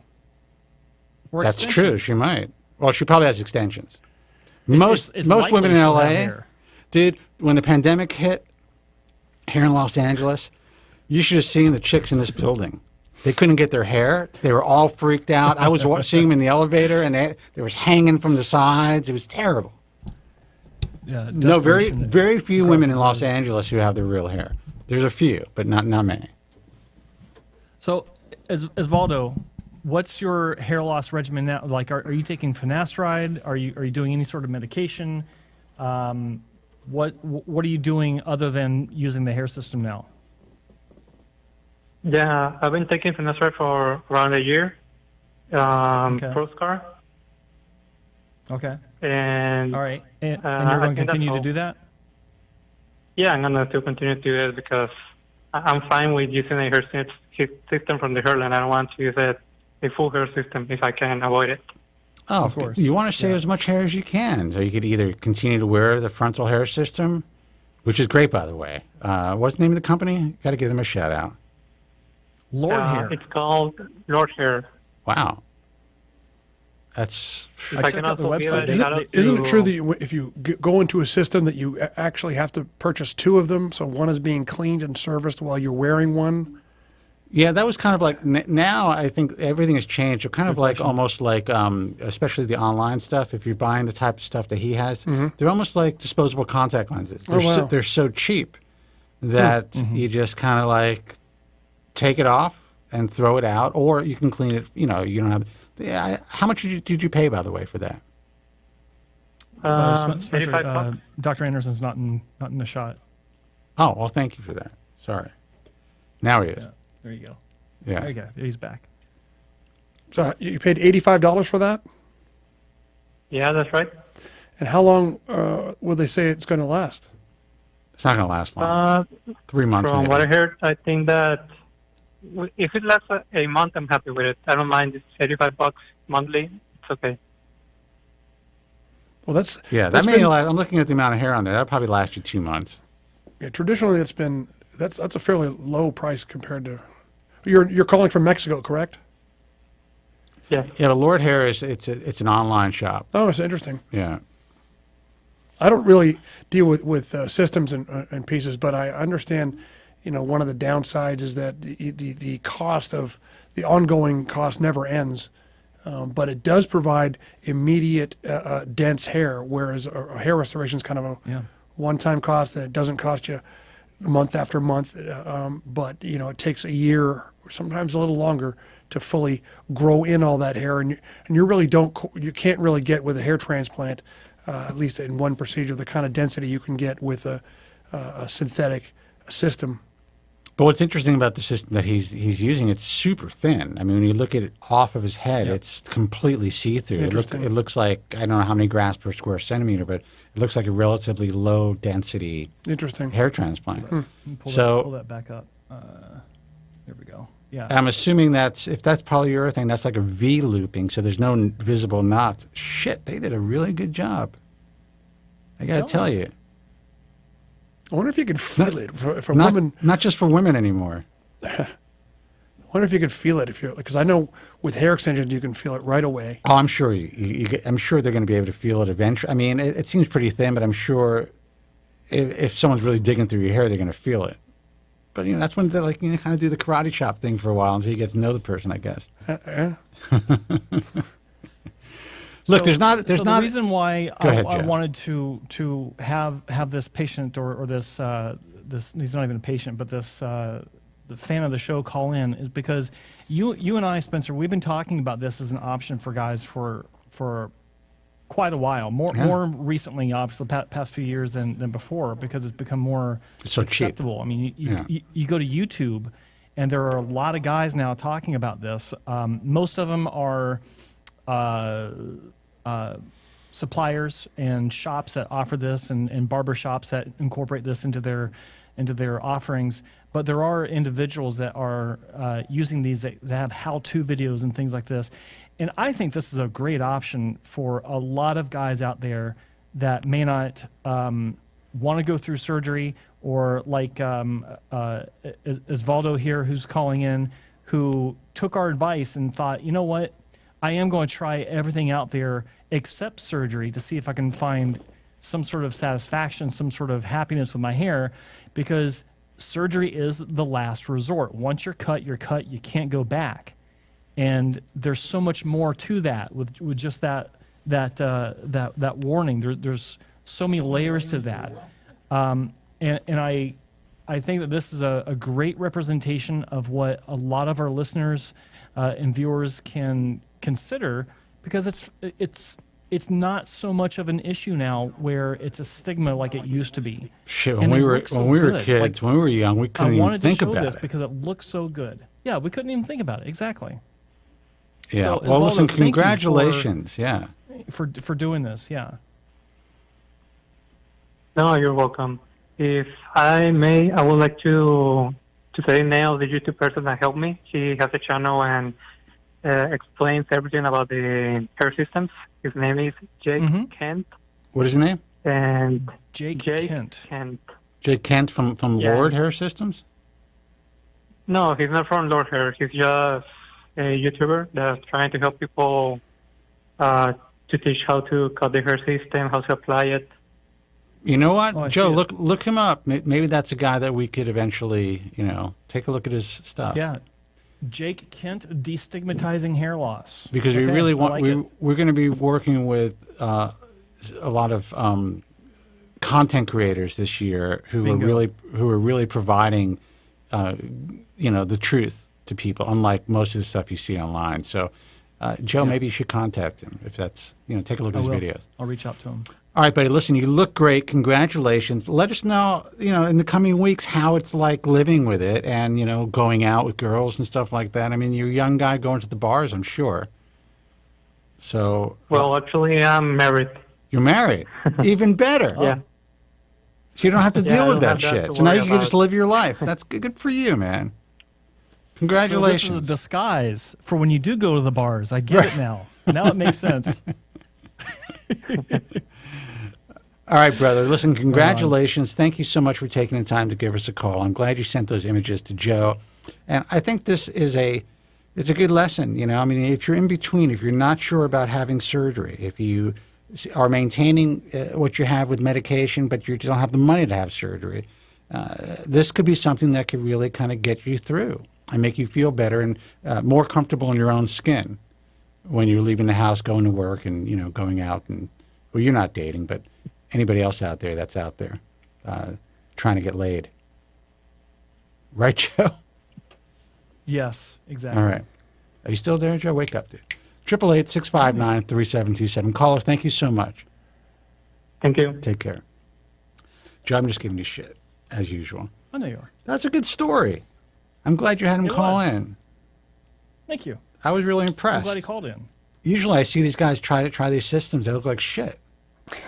How do you really feel? Yeah, this guy really looks good. Yeah, exactly. He looked 100%, man. I'm impressed. Let's see who this is. We have a couple more minutes before we go off the air. Hey, you're on the air. Who's this and where are you calling from?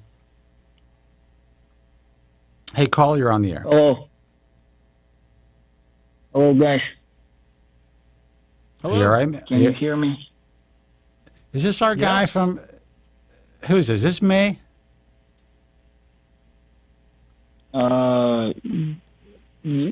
This is May, right? Right. What's happening, May? Right? Why don't you let everybody know where you're calling from? Again, I am from Kazakhstan. There you go. Oh, yeah. How you doing, man? Yeah, I'm good. Hello, Mr. Anderson. Dr. Anderson. Now you... sorry, Mr. Dr. Anderson. How are you? I'm good. I'm about to do an operation, and I had a dinner last night in a very expensive restaurant to approve a $13,000 expense. So explain Yeah. that. So you had dinner in a very expensive restaurant to what? To approve $13,000 expense. It is quite a lot of money in our country. Yes. With my wife, man. Oh, so you had dinner with your wife in an expensive restaurant to get permission to spend $13,000 to get a hair transplant. Is that what you're saying? Yeah. Ah. How did it go? Yeah, it was better than I expected. Not so bad. All right then. Good for you. Okay. I got a couple questions. Maybe you will endure only one question or question. So first one would be about the topic. So Dr. Bisher offered me 4,000 grafts, and eugenics offered me pretty much the same. But eugenics does it within 2 consecutive days. Dr. Bisher does it within 1 day. And I would ask Dr. Anderson, how would you do this amount of grafts? Hold on. Before he answers that, let me clarify with you. Was Dr. Bisher recommending FUT or FUE? No, FUE. She's. Really? I talked to her consultant, not to her directly. And maybe you remember that I was trying to talk about FUT, but the consultant didn't show much of appreciation. She only described positive things about FUE and only negative things about FUT. And but maybe she does this because Dr. Bisher wants to do so too. What were the negative things said about FUT? What did they say negatively about the FUT? Scar. Okay. The freaking scar.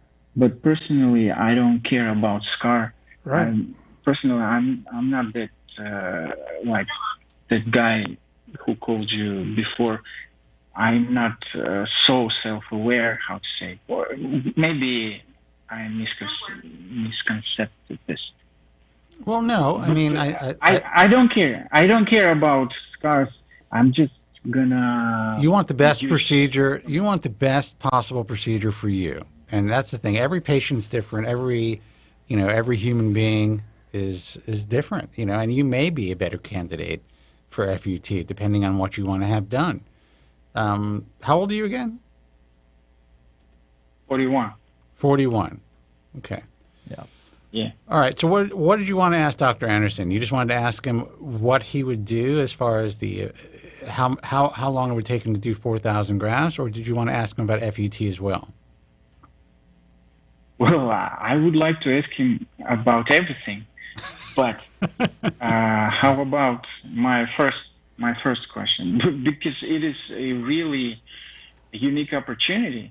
Yeah. Because here in our country, I am able to speak to only consultant via WhatsApp, the messenger, and I also had several consultations with in my country with local doctors, and I was trying to not to piss them off. Let's say it like this. Well, that's surprising. It's unfortunate that you weren't able to meet with the physicians themselves. But what I would say about, FUT gets a lot of bad press.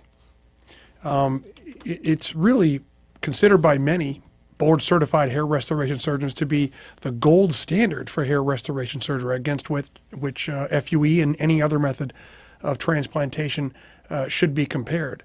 100% of the follicles taken are from the permanent zone. The big disadvantage they talk about is a scar. Okay, there's a scar in the donor area. if you look at the human head and where that scar sits, the scar goes perpendicularly to the grain of the hair.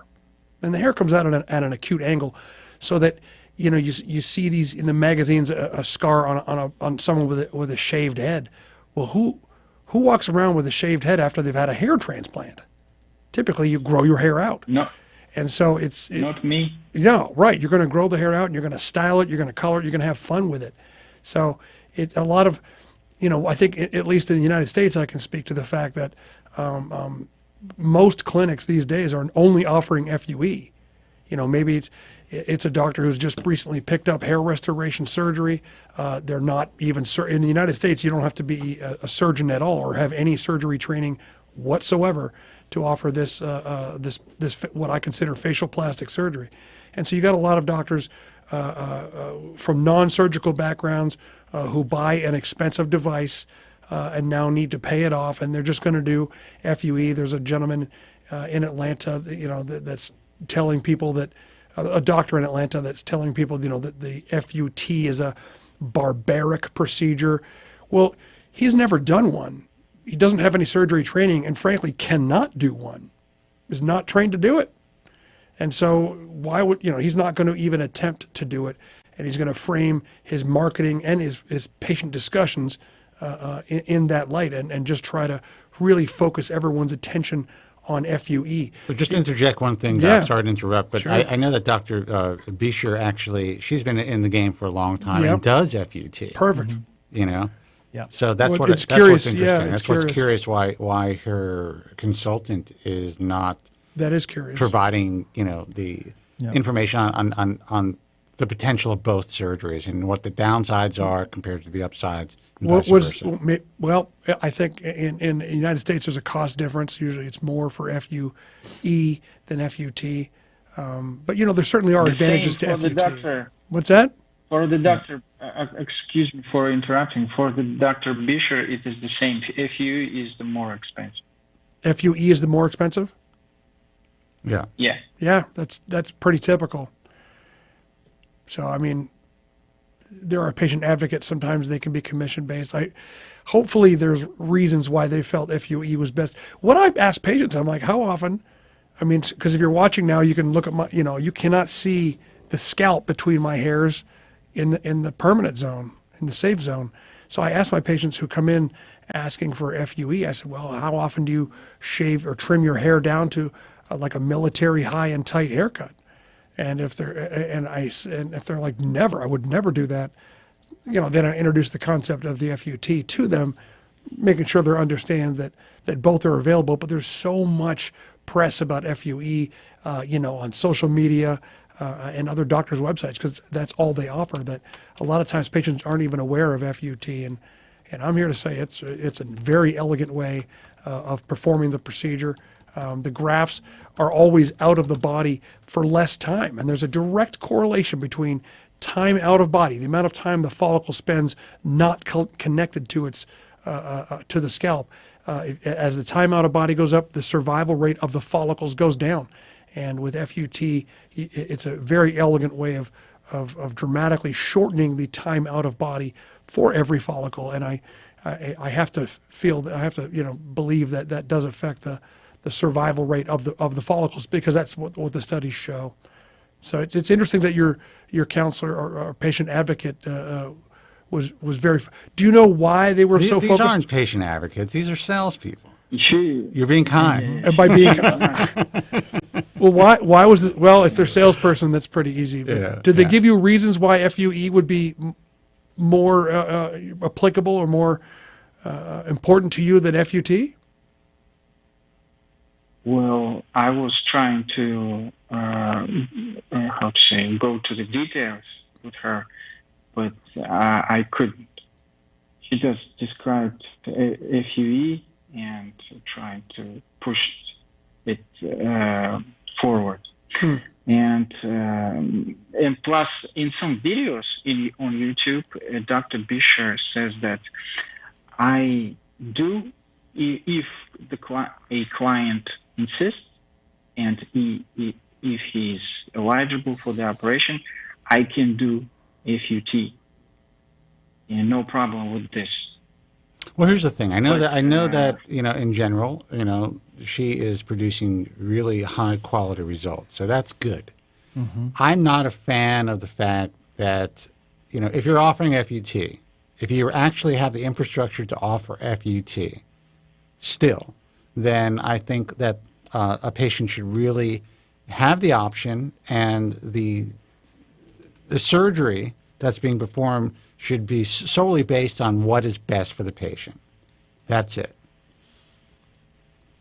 So if she thinks that this is really what's best for you, then okay, fine. But from what you're telling me, you haven't had a chance to speak with her. Maybe you want to tell the counselor that you'd like to have an online consultation with her, with the doctor.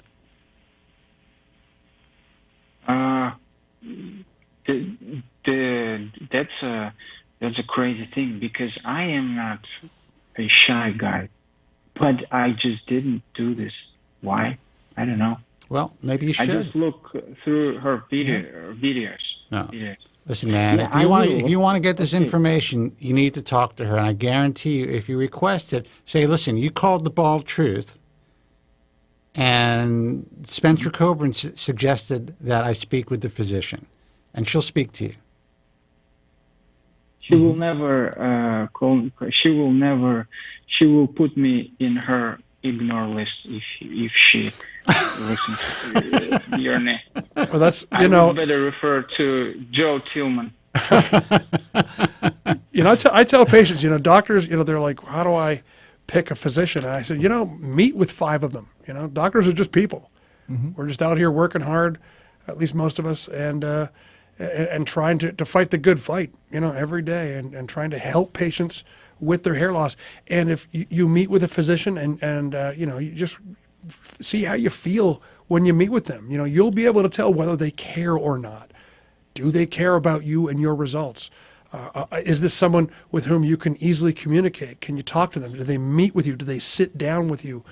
These are some things that I think excellent hair transplant surgeons offer and should offer, individual consultations. I think that's very important, so that the patient can, because you know what?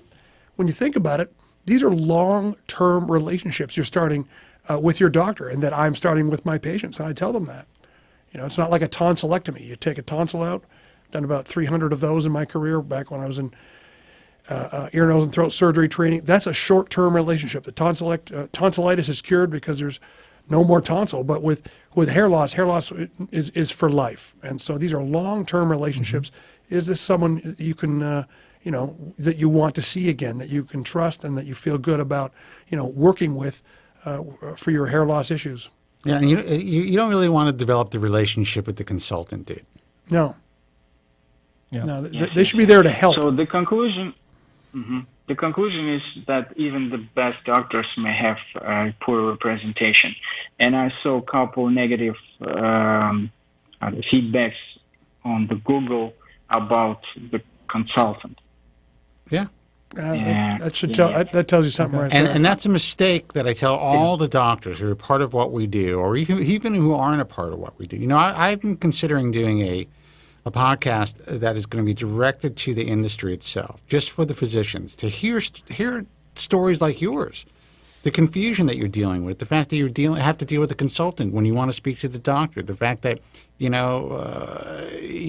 think you might be a candidate for FUT, but you're going to a surgeon who does both, but the consultant is telling you that they prefer to do FUE.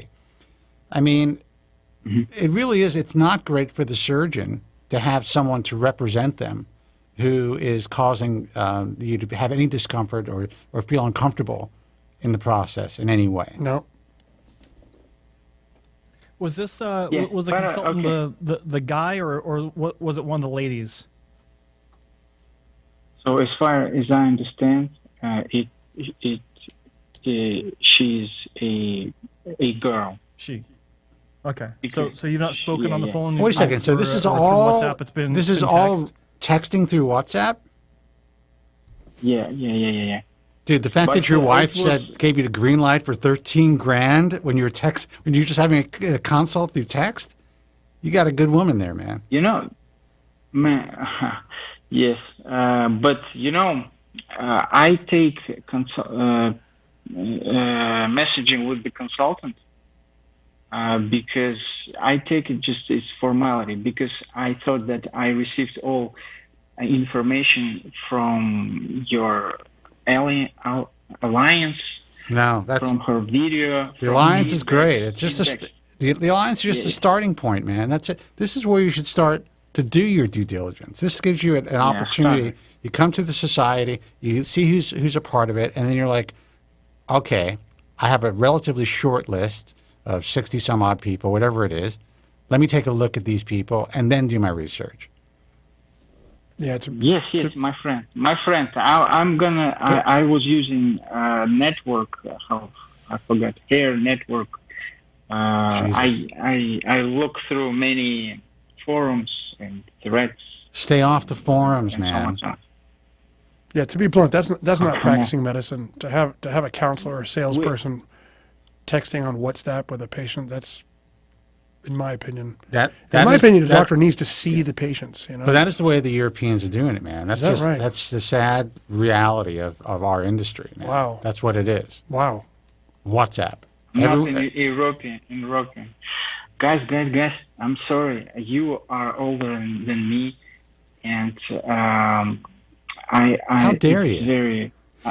I'm sorry to interrupt you, but I already called you a couple of times, and I know we can, do zigzags. May I ask the doctor about something? Sure. You said something about follicles being out of the tissue or out of the body. Yep, time out of body, yes. And time out of the body. And eugenics, for instance, they says that we do DHT, direct hair transplantation, and they say that they are opening channels, and they put the transplant grafts almost immediately after maximum 15 minutes. Do you do something like this? You mean, it sounds like a stick and... Is it for FUT or FUE? FUE. FUE. That sounds like a stick in place. Typically, hair is pretty robust stuff. So stick in place, I find I have issues with popping and density issues, and frankly planning issues, because it's hard to plan it out when you're just doing it one at a time. So if you can make sure the hair is out of the body for less than about 4 hours, I think you're gonna have very high survivability rates. And so I've been practicing for about 20 years, and I've got a large staff of very experienced hair transplant technicians, and they're all well trained, and so we are able to. My practice is a full-time hair restoration surgery practice, and so we're able to get those follicles back into the scalp efficiently. And you want to be, it's not a rush, of course, but you want to be efficient about it to limit the time out of body. But no, I don't use the stick-in-place method. I use the more traditional, time-tested method of I make the sites first, and then the follicles go into those sites. But we definitely take steps to minimize the amount of time the grafts are outside the body. That include the experienced staff and different procedures to limit that time. So I think it's definitely essential to getting excellent results. So you do sites. Sites means opening channels, right, or slits? Yes. Correct. Then you do extraction. Yes. Then what? And then insertion, and then insertion of the follicles. So, but you have to do some examination or examining. Maybe you have to refine the graft. Maybe you have to identify whether it's one hair or multi. Oh yes. Or single hair. Oh yes, we have a whole we have like 10 microscopes at my center, and every single every single follicle is examined under the microscope. Extra epithelium is trimmed if needed, and they're sorted out by the size of the follicle. The single hairs, the fine single hairs, the 2s and the 3s, and and so on. So yeah, they're definitely sorted. And you do this. I got it, sir. And you do this between opening channels and implantation, right? Yes. And the time out of the body in your operation is 4 hours maximum? Oh yeah, that would be a long case. It's always typically 2 hours tops. Because we can, if it's for a very large case, we'll do it in phases. I make all the sites to begin with, so we know how many follicles exactly we'll need. And if it's a very large number, then we'll do half the follicles, insert them, and then go get the other half and insert those to limit the time out of body for the follicles.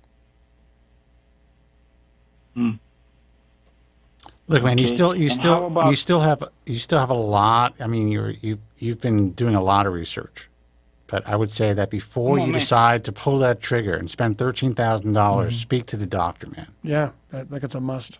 Now that you have the green light on the funds, take some more time and really do the research. And I want to throw something at you, May, about Dr. Anderson.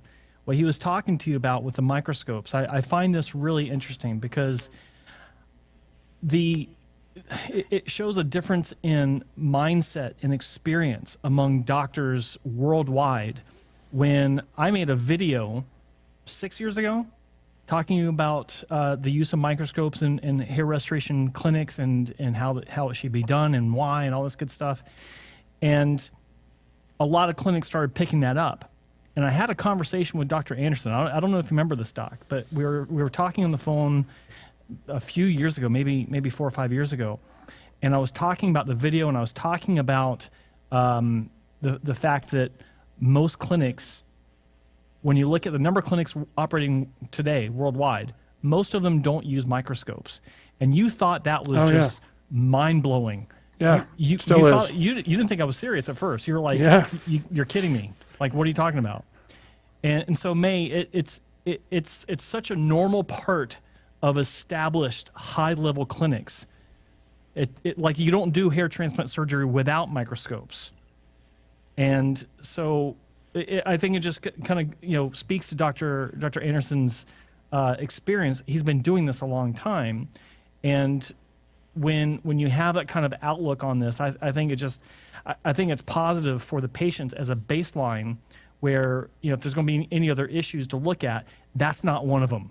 The basics are covered, and so I think that's important for you, but also the listeners and the viewers to understand that there are some basic fundamentals about hair transplant surgery that most clinics today don't even understand. Like, it's not even on their radar, but the better clinics, it is. And I think that's important to and look, keep in mind. Before May comes up with another question, May, man, we gotta go. It's 2 hours and 7 minutes that we've been doing the show, so I hope we were able to answer some of your questions. And we're going to be here next week if you want to, continue on. But my advice is, really, do not have surgery with anyone who's.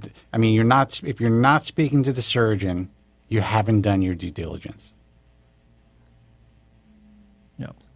Come on, man. He just got the green light. Yeah.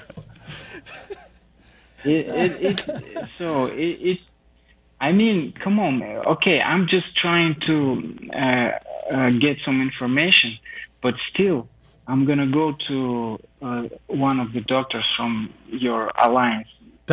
I think so. That's great. That's great that you're going that route. And again, I always say there's a handful of doctors who have never applied to the IHRS who do good work. They exist, but there's also, I believe so. But there's also no guarantee with anybody. So to me, if someone's going to cut me open, I want to meet them, or at least speak to them, or do a FaceTime with them. And you're welcome to make a consult with me at my clinic in Atlanta. We've seen patients from every state except North Dakota and from 38 different countries so far. And so we're used to consulting with and treating patients from outside the United States. Any discounts for developing countries? Developing countries, absolutely. Thank you so much. Sorry, but my first question was about consecutive days. So, if I choose FUE, I have to choose Dr. Bisher or eugenics. This is my short list. No more people in this list. Well, I would say that honestly, you've done enough research. I would say to have a good short list for sure. Just make sure you meet with the doctor. That's the take home point, I think. Okay. And I'm trying to understand the differences between these two choices. And for example, the difference: one doctor do 4,000 grafts within 1 day.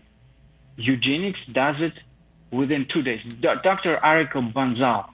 Here's the difference is why? It's the practice of medicine. Why? It's the way. Why this guy is incredible. You need to ask them that. You could ask them that, but it's the practice of medicine. I would ask you. Everyone for 4,000 grafts, Mr. Anderson. Well, there's a number of different reasons, but the clinic that's doing it in 2 days may not have the staff or infrastructure to get it done in 1 day.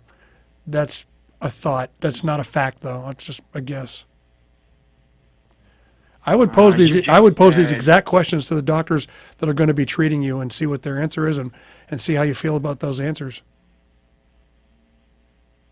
But you do it within 1 day. Yes. We have the experience and infrastructure to get it done. That's correct. Mm-hmm. Yeah, and your personal, how to say, endurance allows you to do this, because this is very, very hard to do. This operation. I get up at 5 o'clock in the morning and work out every day, so I have excellent endurance, and yeah, it's kind of a, it is physically taxing, and I think that you got to be in good shape to pull off these larger cases for sure. This guy did the first manual. How many grafts were in that case? 1,901 grafts. 1,901 grafts 20 years ago. Yeah, and that was the first FUE case published in the medical literature worldwide. Guys, you all extremes, man. Oh my God! Listen, relax. We're gonna go. You're not getting the surgery this week. You can call back next week. All right, man. If you have some more questions. But I'm glad you got the green light from your wife. That's a good thing.